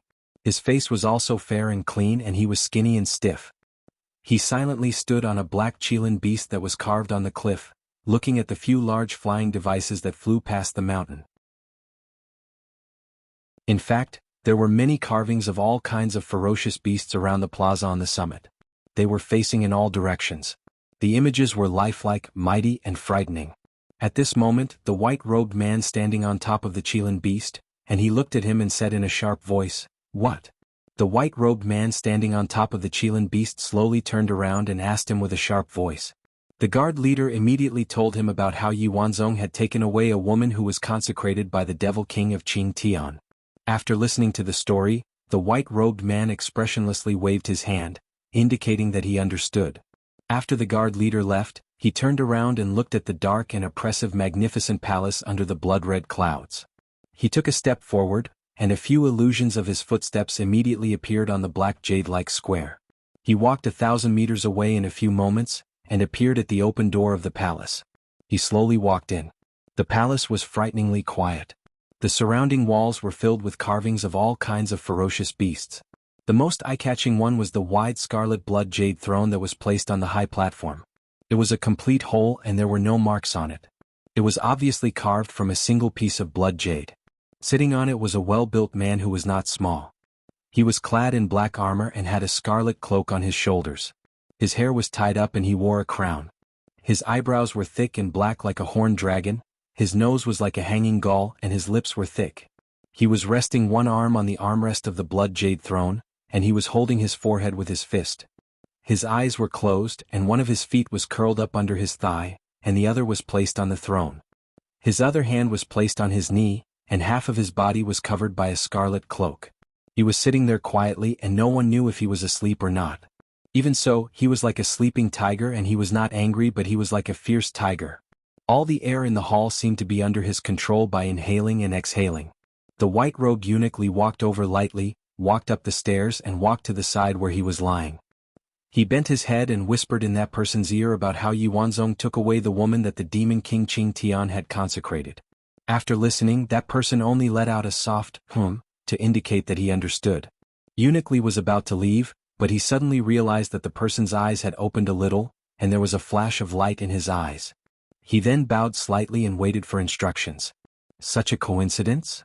That person's eyes flickered and his thick lips moved slightly. He said in a deep voice, "Investigate that woman's background clearly. If she is not clean, then do as you see fit. If it is purely a coincidence, then forget it. Wanzong probably has a grudge against me." Eunuch Li, who was about to obey the order, was stunned when he heard the last sentence. He then said in a sharp voice, "One day young lord will understand the Demon King's painstaking efforts." Seeing that the person's eyes slowly closed again, he did not say anything more, and quickly walked down the stairs and out of the palace. Not long after Eunuch Li left the palace, that person's ears suddenly twitched, and his eyes suddenly opened. He heard a hazy voice shouting in his ears, "Sanyi? Sanyi." He immediately shouted in a deep voice, "Who is it?" As soon as he said this, the hazy voice in the void seemed to have found its target. A ball of gentle white light gradually appeared in the void in front of him, and after it seemed to have solidified, it quickly spread out like a ripple. It was like an unfolding picture scroll, and a clear scene appeared in the palace. In the picture scroll, there was a white-clothed, barefooted, and elegant man looking at him. There was also a dignified man dressed in golden robes staring at him without a smile, and his eyes seemed to be filled with vigilance. On the side there were two people with shocked expressions, and they were also looking at him dumbfoundedly. Their background seemed to be in a mountain valley.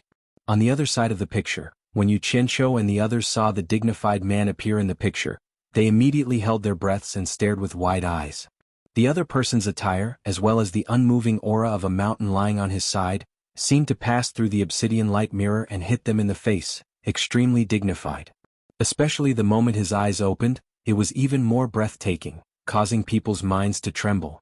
Just based on this unparalleled aura of being above others, decisive in killing and supremacy, Yu Qianqiu and the Great Bright Wheel looked at each other in dismay. There was no need to guess, the dignified man in the obsidian light mirror was definitely the legendary Demon King Three Knights. In the mirror, the Demon King Three Knights' expression also froze, as if he had seen something inconceivable. He suddenly stood up with a whoosh, and the scarlet cloak wrapped around his body fluttered behind him.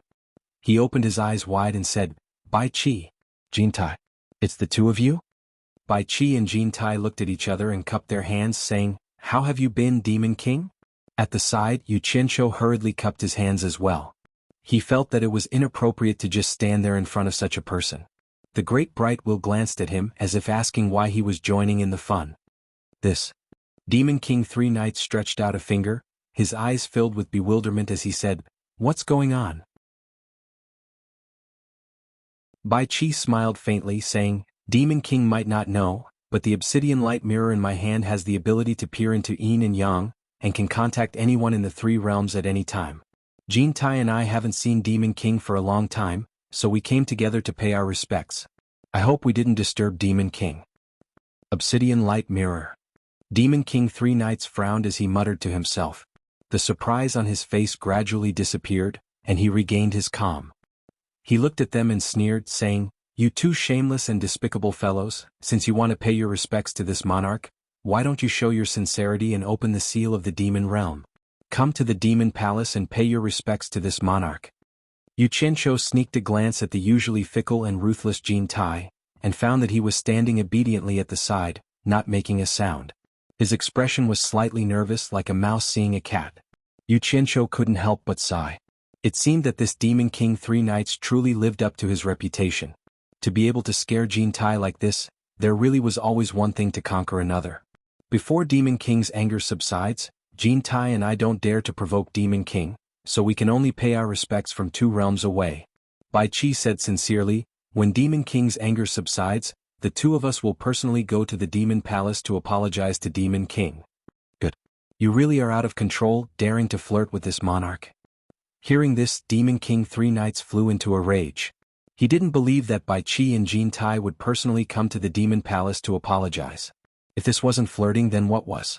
However, he couldn't do anything to these 2, so he pointed at them and angrily shouted, "2 arrogant villains, you are only 2 dogs that this monarch supported to watch over the immortal world and underworld. If it wasn't for this monarch, how could the 2 of you sit on the thrones of the immortal emperor and underworld emperor? 2 ingrates, I raised you up, but now you're biting back at your master. Just you wait, when the day I leave I'll make your lives worse than death, and you'll be tortured for all eternity. Yu Qianzhou and Deming Luan were secretly shocked.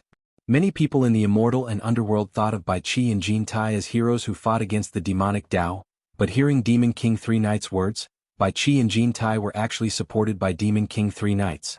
No wonder when the previous immortal emperor and underworld emperor died in battle, these two appeared out of nowhere and swept through the immortal and underworld realms, leading everyone to defeat the demonic Tao several times. In the end, they naturally ascended to the immortal emperor and underworld emperor's thrones. So there was a huge secret behind this, and Demon King Three Knights purposely supported them. Damn it. Knowing such a big secret, these two wouldn't kill them to silence them, right? Yu Qianzhou looked at Bai Qi and Jin Tai warily, already prepared to leave at any time. Deming Luan also looked at the two nervously. Bai Qi and Jin Tai's expressions changed greatly. They didn't think that Demon King Three Knights would misunderstand Bai Qi's words, thinking that he was teasing him and actually revealed the secret. As a result, the two of them really regretted bringing these two people with them.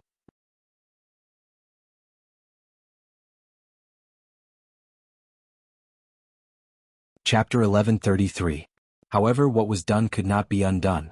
There was no way to take back his words. Bai Qi gritted his teeth and said, "Demon Monarch, you misunderstand. We didn't want to do that back then, but we were forced to do it."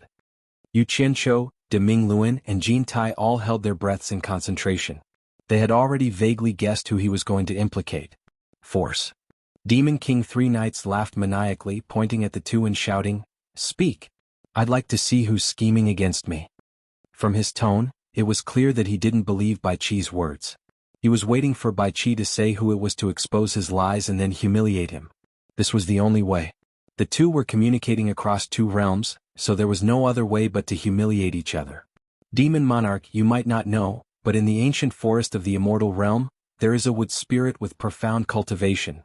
Before Bai Qi finished speaking, Demon Monarch Three Knights' expression changed as if he had thought of something.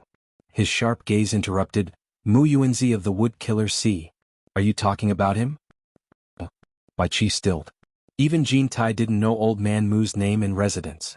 He didn't think that Demon Monarch Three Knights would be able to identify the other's origins. Bai Qi couldn't help but mess up his plans. He was afraid that the two had a close relationship and wouldn't be able to fool him.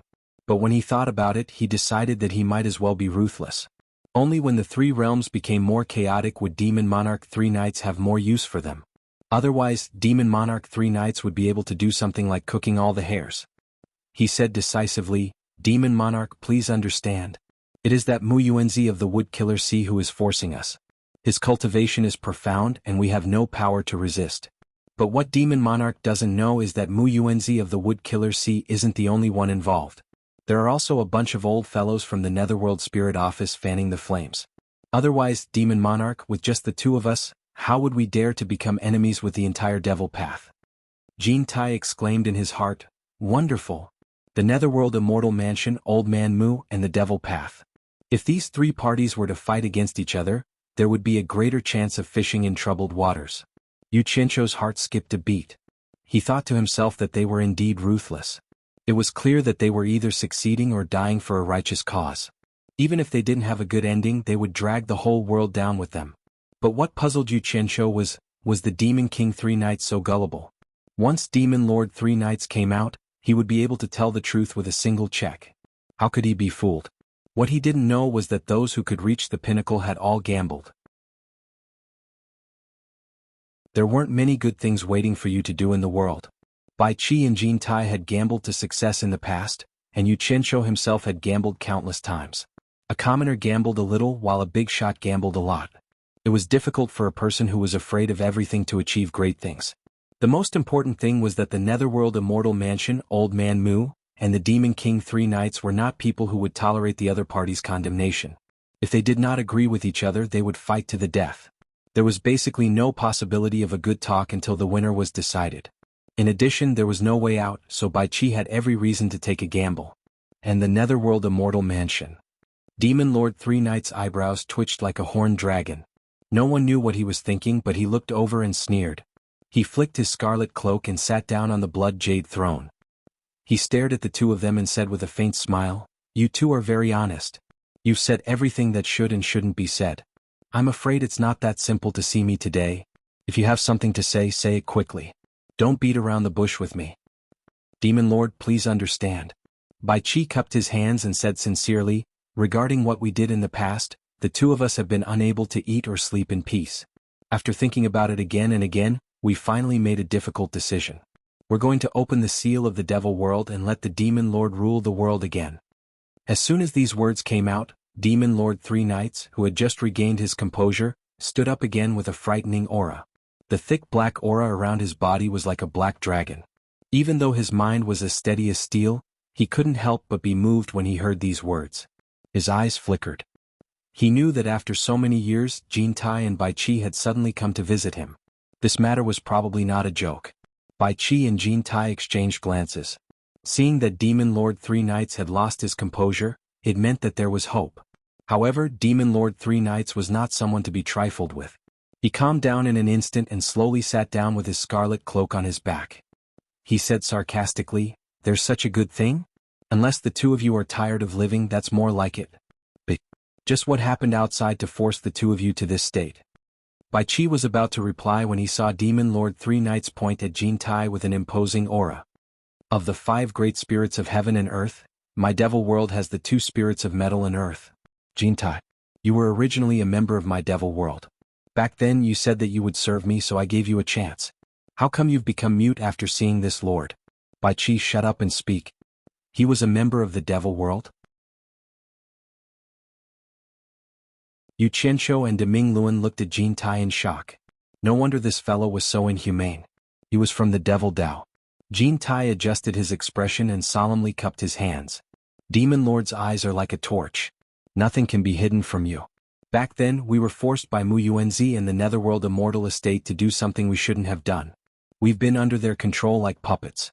All these years, we've been serving them with fear and trepidation. Who knew that they'd somehow found out that we might be your subordinates?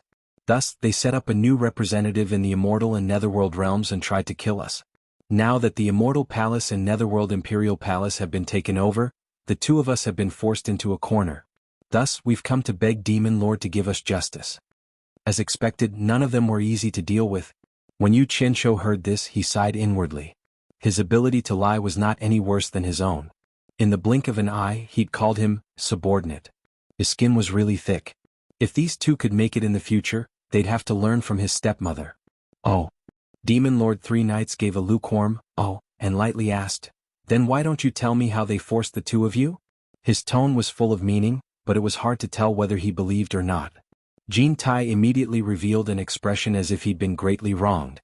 He said indignantly, "They actually supported 2 of their enemies to become the representatives of the Immortal and Netherworld realms. The 2 of us couldn't accept this and went to the ancient forest to find Mu Yuanzi. Who knew that Mu Yuanzi would personally attack the 2 of us for the sake of the Immortal Realm representative?" As he spoke, he pulled Bai Qi over and tore off his clothes, revealing a large wound on his chest that hadn't healed yet. There was still a faint green aura on the wound. Jin Tai pointed at the wound and said indignantly, "This is the wound from Mu Yuanzi's wooden staff. Bai Qi almost lost his life because of it. The 2 of us were lucky enough to escape with our lives. From the looks of it, this wound is indeed caused by a wood-type treasure." Demon Lord Three Knights stared at the green scar for a while, then said, "But according to what I know, Mu Yuanzi has always stood aloof from worldly affairs and would massacre see, and he doesn't easily kill. For the 2 of you to provoke him, it's clear that you have indeed angered him." It was hard to tell whether this was a suspicion or a confirmation. It was hard to be sure. He then added, "The old fellows in the Netherworld Palace have already lost their temper after being beaten by Lord Wan, Demon God. As long as the heroes of the demonic path still exist, they won't easily get involved in the disputes of the 3 realms. Why do you want me to believe that they've become disloyal again?" When Yu Qianshou heard the word Wan, he felt disdain in his heart. He knew the inside story. Back then, the ones who attacked the Netherworld Palace were the ancestors of all demons, Tai Shu Zheng and Ming, but Demon Lord Three Knights put the credit on his own ancestor. As expected, no one could say who was shameless. Everyone was the same. Jin Tai cupped his hands in grief and indignation.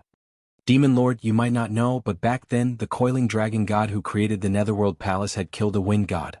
After coiling dragon god's spirit wandered, he left behind the wind god's staff in the Netherworld Palace. It's a divine weapon with unparalleled power.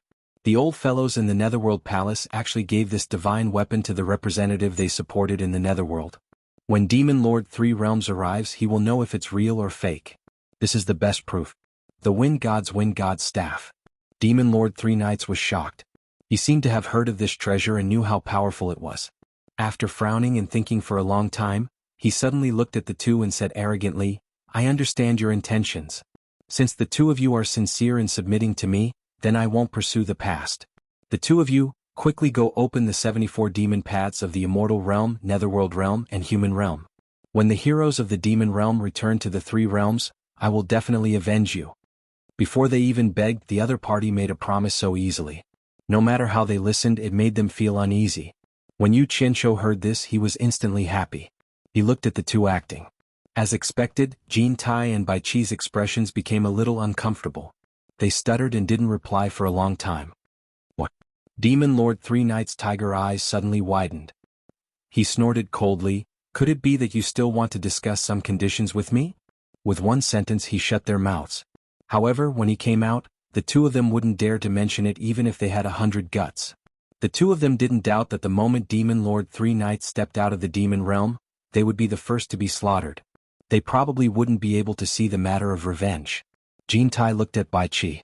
Bai Qi used the opportunity to straighten his clothes to organize his thoughts. Then he bowed and said, "Demon Lord is wise. Back then the two of us did something we shouldn't have done. We have always been fearful of Demon Lord's might and lived in constant fear. Now that we have no other choice in order to save our lives, we are trembling with fear and seek an audience with Demon Lord. It's not that the two of us are greedy, but that the two of us really want to continue managing the Immortal Realm and Netherworld Realm for Demon Lord. We want to complete Demon Lord's unfinished business in order to redeem ourselves. Please, Demon Lord, give the two of us another chance."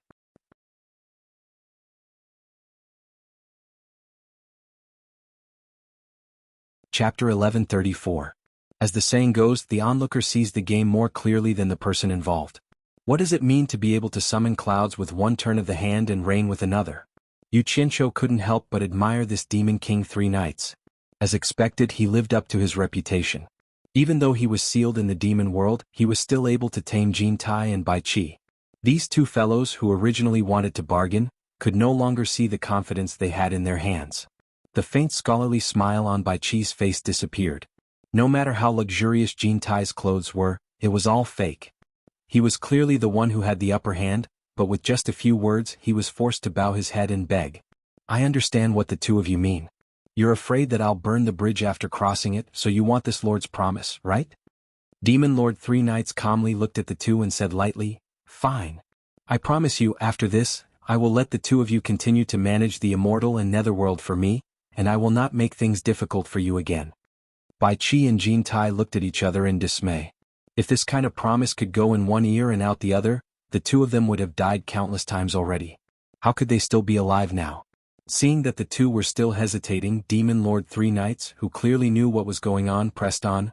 "Could it be that you don't believe this Lord's promise?" At this point, Bai Qi gritted his teeth and cupped his fists. "Demon Lord, please understand. This subordinate naturally believes in the Demon Lord's promise, but there are surely many people in the demon world who want to kill us.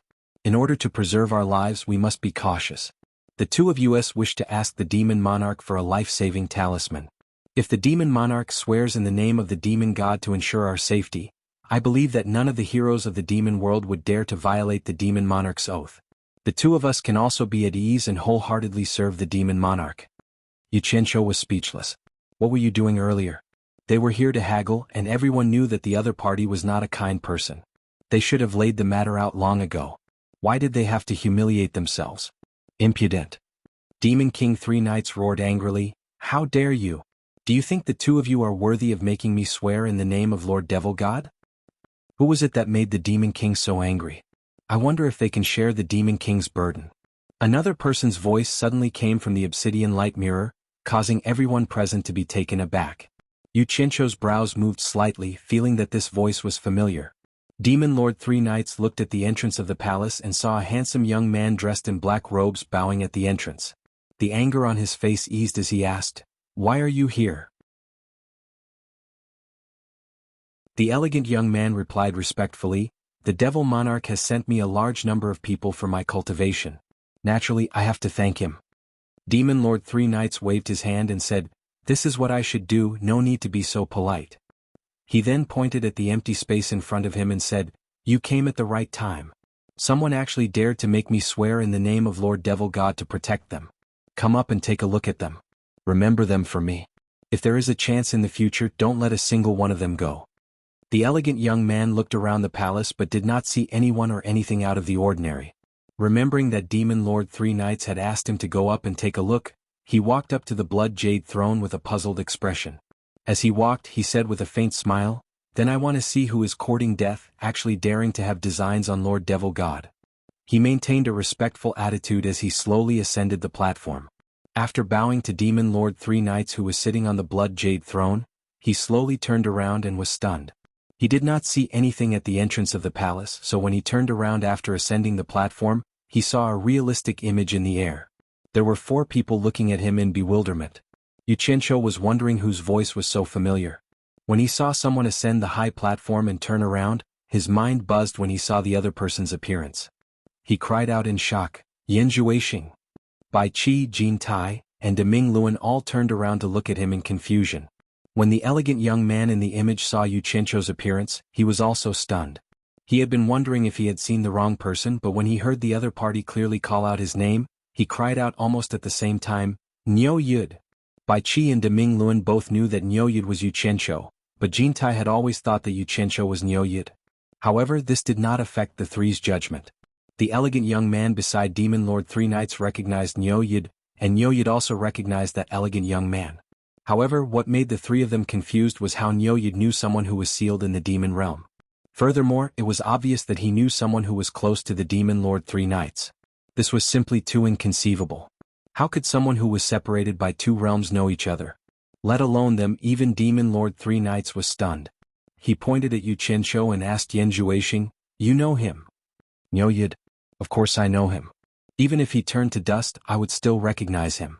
The elegant young man stared at Yu Qianqiu with a twisted expression and sneered, "To be more precise, he is the Yu Qianqiu that I told Demon Lord about. He is that despicable, shameless, lowly, and unscrupulous Yu Qianqiu that forced me to my death. He is that Yu Qianqiu that plays tricks and doesn't dare to show his face. How could I not know him? I know him too well." Back then, Yan Zhuixing was forced into the demon realm by Yu Qianqiu in the Thousandly Lake under Demon Realm's Obedient Island. When he first arrived in the demon realm, he had indeed suffered a lot. Not to mention the fact that he was unfamiliar with the place, perhaps because of his character, he couldn't meet a good person, so he could only fight with his life on the line. Those who hadn't seen it would never be able to imagine how miserable he was. When he was in desperate straits, he had mentioned to his opponents that he was the successor of the demon realm's demon lord. However, they could tell that he was an idiot who knew nothing about the demon realm. He didn't even know where the demon palace was, yet he dared to lie. Only a ghost would believe that he was from the demon palace. Naturally, they would kill him and steal his treasures. However, Yan Zhuixing relied on the demon blade's divine ability to protect his master. It could be said that he had escaped from death every time. However, every time he suffered, he would curse Yu Qianqiu in his heart.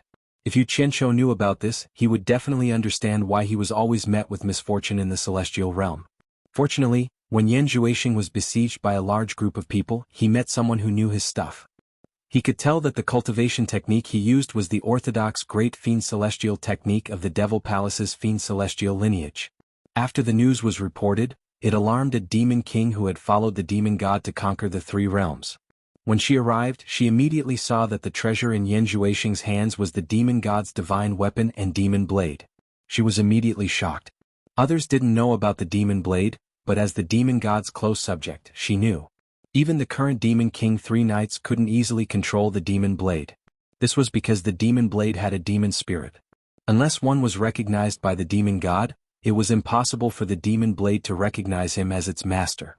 In addition, although the demon god technique wasn't very good, it was very authentic. What's more, the demon king actually detected a terrifying aura that belonged to the demon god personally from Yan Zhuixing's body. She had followed the demon god for so many years, it was hard for her to mistake the demon god's aura. All of this was too shocking for her. In other words, this unlucky young man was actually someone who had the attention of the demon god in the god realm. To be more precise, this person should be the demon god's inheritor. Facing the demon blade, the demon king didn't have any thoughts of stealing the divine weapon and killing him. This was because she understood what it meant to have the demon blade in this young man's hands. She also understood how terrifying the demon god was. The demon god actually chose this person from the god realm and personally protected him. This meant that although the demon god was in the god realm, he could attack anyone who harmed his inheritor in the lower realm at any time. With the demon king's help, naturally, all the problems were no longer problems. The suffering that Yan Juexing had suffered in the demon world naturally became a thing of the past. In an instant, the bitterness was over and the sweetness was coming. After some preferential treatment and comfort, the demon king quickly sent him to the demon palace's demon king 3 Knights. The demon king 3 Knights was also shocked. He couldn't help but ask about Yan Juexing's background. After a series of questions, he found out that Yan Juexing was a weirdo created by a demon book that he had given out at a critical moment. What was rare and commendable was that Yan Juexing was able to endure the cruel torture of the 7-star acupuncture technique, which was something that only 1 in a million people could endure. His talent in cultivating the demon god technique was obvious. It was no wonder that the ancestors of the god realm favored him and bestowed him with a divine weapon or demon blade. Yan Juexing found out that this demon king 3 Knights was the expert from the demon world who had sent the demon book to the human world. Furthermore, he was the paragon that led the demon world. He was overjoyed and wanted to recognize this person as his master. If it was any other time, the demon king 3 Knights would have accepted it. However, Yan Juexing had already inherited the demon god's legacy. How would he dare to accept this disciple? The ancestors of the demon god were watching from the unseen world. Furthermore, the demon god's seniority was even higher than his, so he explained the reason to Yan Juexing. Yan Juexing didn't even dream that he would become the direct disciple of the famous demon god that he had never seen before in the blink of an eye. He really wondered if he was dreaming. What was even more unexpected was that the 3 Knights demon lord gathered the 36 great demon kings under him and held a closed-door meeting to discuss the matter of abdicating his position to Yan Juexing. The old men who had followed the demon god all those years ago also unanimously agreed. Yan Juexing was obviously happy to have such a good thing happen, but he wasn't an idiot. He didn't let his happiness get to his head.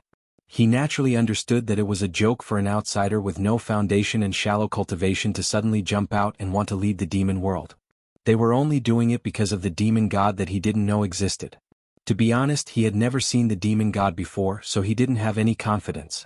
Furthermore, the hardships he had experienced in the demon world made him deeply understand the cruelty of the demon world. How could it be safer than leaning on a tree that could shelter him from the wind and rain? Thus, he tried his best to refuse and supported the demon king 3 Knights with abnormal firmness. If he didn't accept, everyone had no choice. In the end, the demon king 3 Knights suggested that Yan Juexing be the next demon king's successor. Furthermore, if Yan Juexing wanted to, he could ascend to the throne and lead the demon world at any time.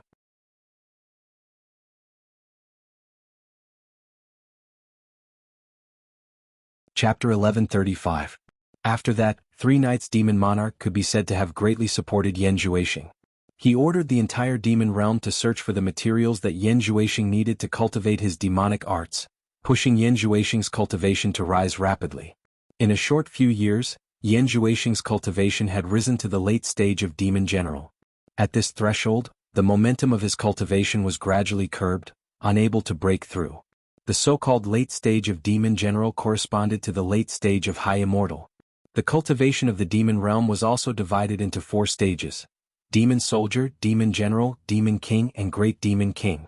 They corresponded to the immortal realm's small immortal, high immortal, great immortal, and immortal emperor, and the netherworld knight, netherworld sage, netherworld venerable, and netherworld emperor.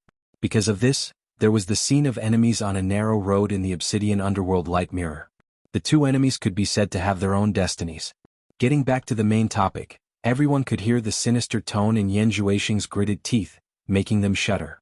They couldn't help but wonder how big of a grudge he had, to be able to make a person hate another to this extent.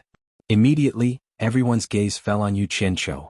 Not only did they not know how the 2 of them got to know each other, they also didn't know when and where the 2 of them had formed such a huge grudge. After Jin Tai examined his face, he said in astonishment, "You're Yu Qianqiu? Yu Qianqiu is actually you? Why are you covering your face?" Speaking of which, Jin Tai and Yu Qianqiu really weren't enemies. Furthermore, Jin Tai had a rather good impression of Yu Qianqiu. This was an obedient child. Thinking back to the time when he sang and danced in the Immortal Palace, he still had a deep impression of it. Yu Qianqiu was his person. But thinking back, this fellow actually became disrespectful to him after changing his appearance. Furthermore, he was suspected of plotting something. The most hateful thing was that the Great Bright Wheel actually helped Yu Qianqiu to deceive him. As expected, once the Immortal Palace collapsed, the people's hearts would scatter. Jin Tai stared coldly at the Great Bright Wheel and understood everything with a little thought. *CK. How could he meet this enemy in such a situation? What the hell? Yu Qianqiu smiled awkwardly at Jin Tai. He knew that there was no point in continuing to hide it, so he quickly took off the disguise on his face in front of everyone from the immortal and demon realms. He put away the cheap and high-quality human skin mask that could fool the gods and ghosts. He couldn't help but sigh.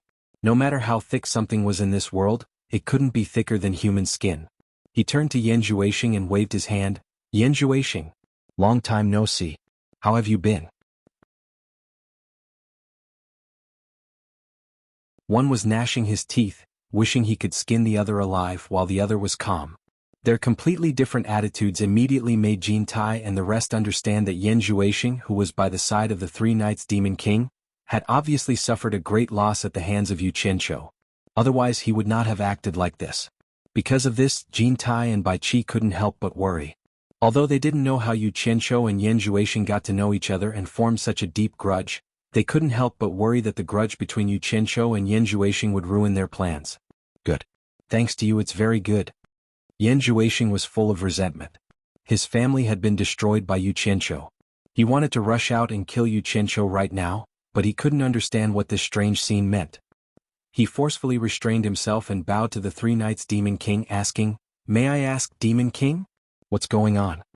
The Three Knights Demon King raised his hand slightly and didn't rush to reply. Instead, he carefully looked at Yu Qianqiu. He had heard Yan Zhuixing talk about this Yu Qianqiu before, but he didn't expect that such a small character could force the demon god of the immortal realm to make a move. After pondering for a while, his gaze fell on Jin Tai and Bai Qi. He raised his hand and introduced Yan Zhuixing, saying, "This is the successor of the demon world's demon lord. He is temporarily the vice palace lord of the demon palace. Quickly greet him." Jin Tai and Bai Qi were shocked, and they couldn't help but look at Yu Qianqiu. They thought, what exactly did this fellow do to actually offend the next successor of the Devil Dimension's Devil Lord to such an extent? The two of them cupped their hands at Yan Zhuixing in bewilderment. "Greetings, Vice Palace Lord Yan." Yu Qianqiu's face twitched and he started cursing in his heart. This bastard actually became the successor of the demon world's demon lord, and he even became the Vice Palace Lord of the Demon Palace. Wasn't he climbing a little too fast? What kind of logic was this? He then thought of the demon god's background and immediately cursed the demon god's ancestors in his heart. The Great Bright Wheel, who had been silent all this while, felt his scalp go numb. He secretly cursed this troublemaking guy. Of all people to offend, he actually offended the demon world. Furthermore, the one he offended was the Vice Palace Lord of the Demon Palace, the successor of the Demon Lord. He had already offended the people in power in the immortal and netherworld. Now the demon world was added to the mix. This guy was simply a star of calamity. Did he still want to live? In a flash, he thought of Wei Chuanxiu and the others. He felt that out of all people they just had to meet this guy. This time, everyone had fallen into a pit that they couldn't climb out of. What should they do? At this moment, the Demon Lord Three Knights gave a rough explanation of the current strange scene to Yan Zhuixing. Yan Zhuixing was slightly surprised. He didn't think that Yu Qianqiu was doing so well. He actually ran to the immortal world to mingle with the immortal emperor and the emperor of the underworld. Of course, Yan Zhuixing still didn't know that Yu Qianqiu was just an empty shell. How could he be as solid as Yan Zhuixing in the demon world? However, after knowing that the immortal emperor and the emperor of the underworld only had such a weak position in front of the Demon Lord Three Knights, he couldn't help but sneer. He tilted his head and stared at Yu Qianqiu with a sinister gaze. Seeing this, a certain someone thought that something was wrong. This guy wanted to use his position to get revenge. Jin Tai and Bai Qi understood and looked at each other. Yan Zhuixing bowed to the Demon Lord Three Knights and said, "Demon Lord, forgive Yan Zhuixing for being blunt, but we naturally have to respect Sir Demon God. However, I believe that Sir Demon God doesn't want to see us descendants tarnish his prestige. I believe that Sir Demon God also wants to see the Demon Dao once again rule the three realms. That would be the greatest respect to him.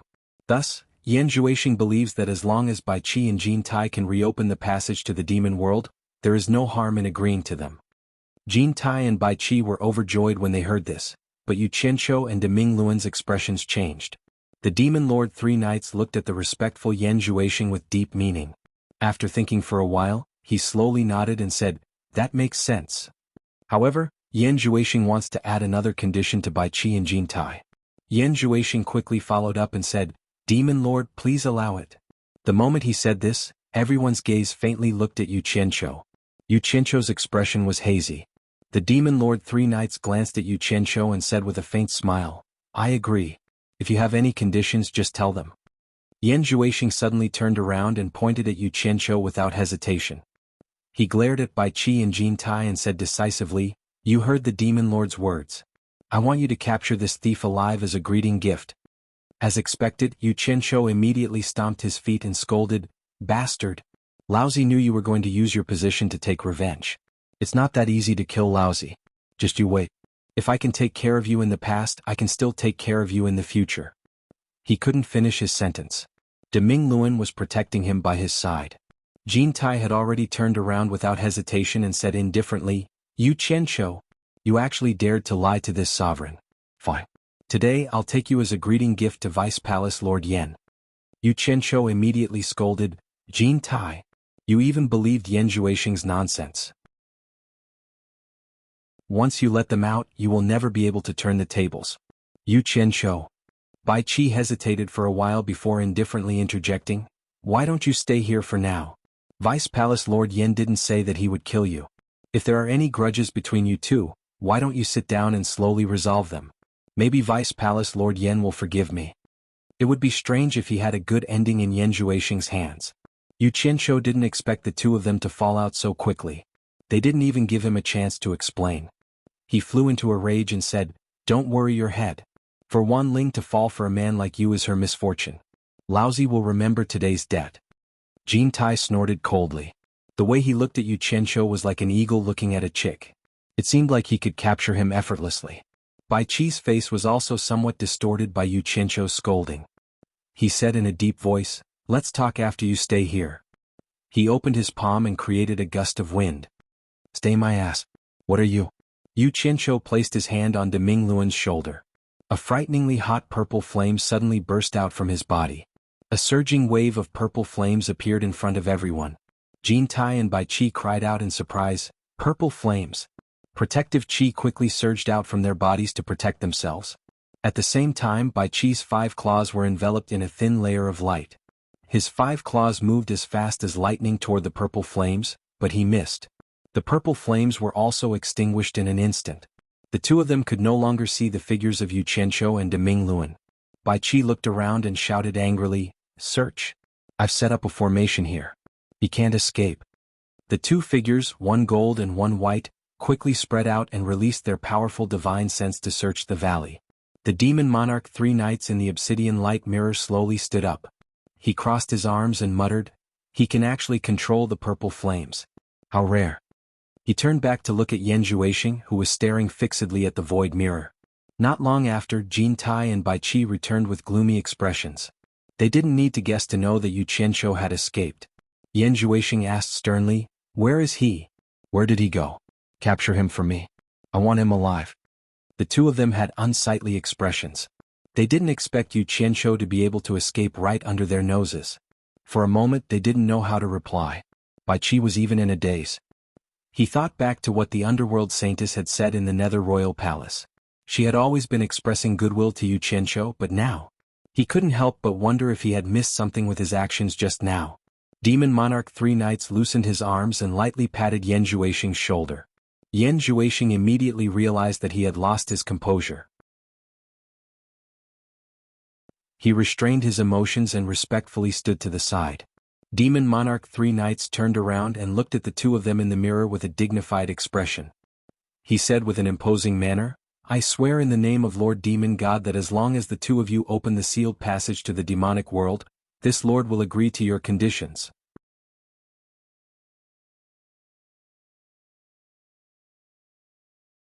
Chapter 1136. The two who thought that the matter was over, couldn't help but be overjoyed when they heard this. They bowed and said, "Thank you, Demon Monarch, for your help." To open the seal of the demon world, both sides should have agreed on a time and place to open the passage to the demon world first. However, the current situation was not up to Jin Tai and Bai Qi to decide. Furthermore, Yu Qianqiu had already escaped, so they were afraid that this secret would be leaked. Thus, the two decided to contact Demon Monarch 3 nights after confirming the location. After Bai Qi and Jin Tai left, the void mirror image in the demon palace naturally disappeared. Demon Monarch 3 nights looked at Yan Zhuixing and said with a faint smile, "Yu Qianqiu can hide for a while, but he can't hide forever. When my demon world army returns to the 3 realms, it won't take much effort to catch him. At that time he will be at your disposal." "Yes." Yan Zhuixing said respectfully, "Demon Monarch, please understand." Yan Zhuixing lost his composure. Demon Monarch 3 nights didn't try to comfort him anymore. He suddenly looked outside the palace and said in a deep voice, "Men." His voice reverberated outside the demon palace, and the blood clouds on the roof surged. "Present." Eunuch Li instantly appeared in the palace to receive the order. Demon Monarch 3 nights flung off his scarlet cape and waved his hand in high spirits. "Pass down the order. Order the 36 great demon kings to quickly come to the demon palace. We have important matters to discuss." "Yes." Eunuch Li accepted the order and quickly left. In the underground base of the Divine Ruin Realm, the 2 people who were fleeing suddenly appeared. Deming Luan looked around and couldn't help but pat his chest in relief. That was close. That was close. Yu Qianqiu, on the other hand, had a gloomy expression on his face. With his hands clasped behind his back, he walked in circles with his head lowered. No one knew what he was thinking. When the people around him saluted him, he simply waved his hand to dismiss them. Seeing his absent-minded appearance, Deming Luan couldn't help but frown. "When did you offend the demon world's vice palace master?" He couldn't help but complain in his tone. Since he had offended the vice palace master of the demon palace, he still followed Bai Qi and Jin Tai to contact Demon Monarch 3 nights. Damn it. That guy was lucky enough to escape with his life. I was the one who beat him to the point that he escaped into the demon world. Who knew that he would become the vice palace lord of the demon palace? In my opinion, the vice palace lord of the demon palace is too worthless. It doesn't matter if it's a human or a dog. Yu Qianqiu spat. Now that things have come to this, there's no other way. Deming Luan looked around once again and sighed with emotion. Looks like we can only temporarily hide in the ruins of God. Fortunately, the ruins of God can't be entered from the outside for a short period of time, so we are temporarily safe. However, the people of the 3 realms are probably going to suffer. Damn it. Jin Tai and Bai Qi, those 2 bastards. No. We still have time. We still have a chance to stop them. Yu Qianqiu seemed to have thought of something and he shouted at the top of his lungs, "Zhang Peng! Zhang Peng! Zhang Peng!" He grabbed a subordinate who had just passed by and said anxiously, "Tell Zhang Peng to come see me quickly." Seeing that he was so anxious, the subordinate hurriedly said yes and ran away. With him shouting at the top of his lungs, Wei Chuanqiu and Yun Peng quickly flashed out from the passageway in the depths of the base. Wei Chuanqiu opened his mouth and scolded, "What are you shouting for? Are you in a hurry to reincarnate?" Yu Qianqiu still had a calm expression as he walked in circles with his hands behind his back. Deming Luan immediately gave a rough account of what had happened. Wei Chuanqiu and Yun Peng sucked in a breath of cold air at the same time. They never thought that Jin Tai and Bai Qi would actually be so crazy that they wanted to open the demon world and release the demon world army led by Demon King 3 nights. Especially when they found out that Yu Qianqiu had actually offended the vice palace lord of the demon palace, and that the other party had sworn to kill him. The 2 of them couldn't help but look at each other in dismay, not knowing what to say. The 2 of them couldn't imagine how this guy had made so many enemies, and all of them had such powerful backgrounds. How did he even offend the people of the demon world? Not long after, Zhang Peng quickly flashed in from outside and bowed, "Master." Without waiting for him to say anything more, Yu Qianqiu's eyes revealed a fierce glint as he said sternly, "Immediately gather everyone to enter the first level of combat readiness, and await orders at any time." Zhang Peng was startled, then quickly bowed and said, "Yes." His face revealed an incomparably excited expression, the kind of excitement that a soldier would have when he smelled the scent of blood after a long drought. Without saying anything else, he slipped away like a wisp of smoke. Wei Chuanqiu strode over and shook his head, saying, "With just these people under you, You want to fight against the demon world army? I'm afraid. Before he could finish, he found that Yu Qianqiu had already disappeared, and no one knew where he had run off to. In the human world, halfway up the mountain behind the mountain god temple where the Hong Gang and Qing Gang's headquarters were located, Yu Qianqiu's voice suddenly sounded, "Hong Qi Gu Qingyun, come out." Hearing the voice, a figure rushed out from a side room and quickly bowed to Yu Qianqiu, saying, "Master, why are you here?"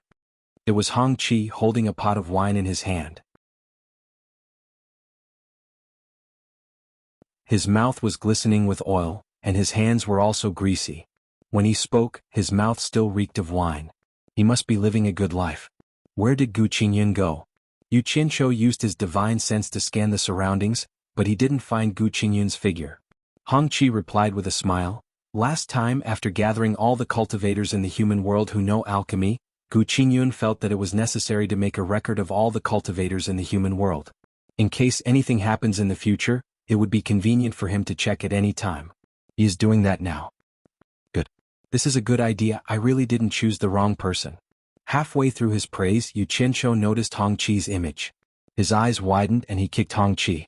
Exasperated that Hong Qi didn't meet his expectations, he poked his head and scolded, "Eat. You only know how to eat, you good for nothing. There will be a time when you can't eat anymore. Learn more from Gu Qingyun." Hong Qi hurriedly took a few steps back, flung the wine pot in his hand and rubbed his aching head. He smiled obsequiously and said, "Master, is there something you need from us?" Yu Qianqiu was in a hurry and didn't have time to scold him.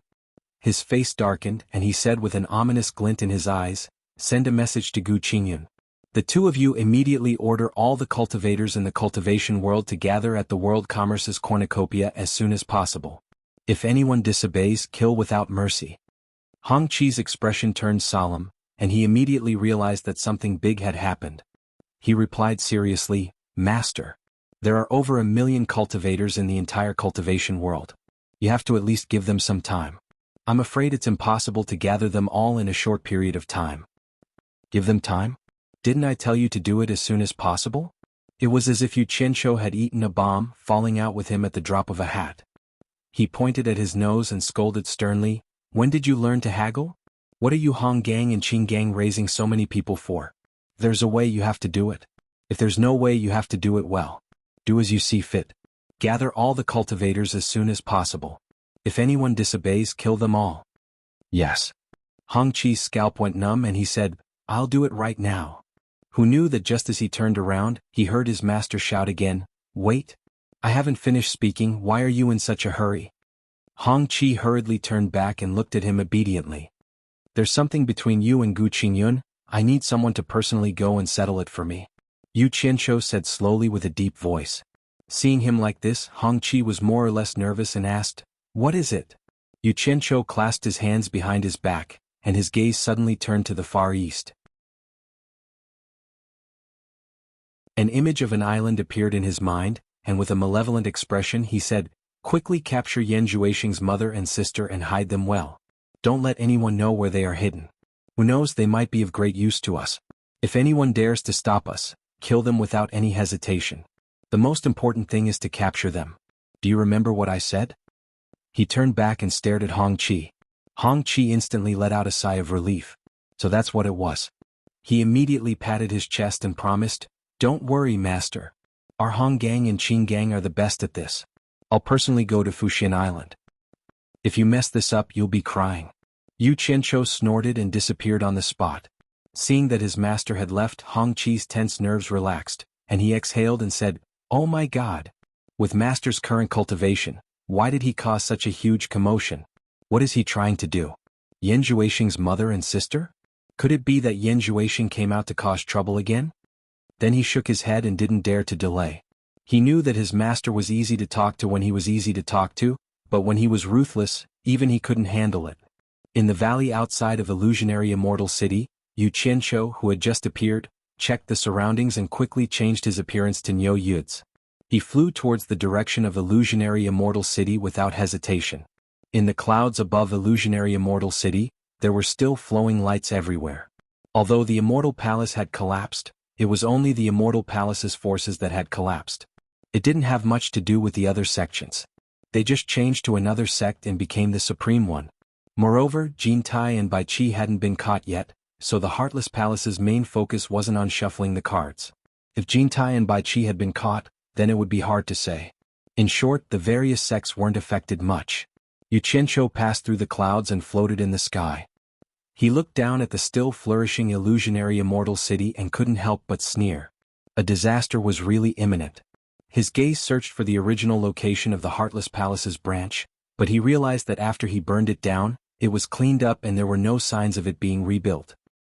He then looked at the conspicuous spot where the Chamber of Commerce Alliance used to be and realized that a magnificent palace had been built.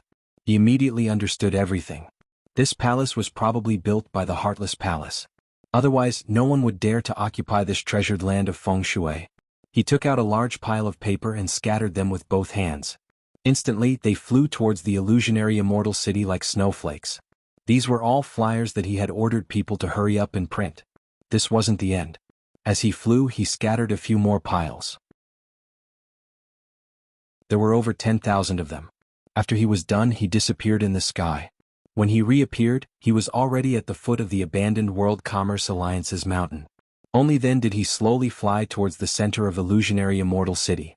He wanted to see how the commotion he had caused was. You're tuning in to the Han Li's Wuxia Chronicles YouTube channel. We're so grateful for your support, and don't forget to subscribe to join us on this incredible journey through captivating stories. Your generosity through donations truly makes a world of difference, as it's the primary source of revenue that allows me to expand and enhance this channel for you.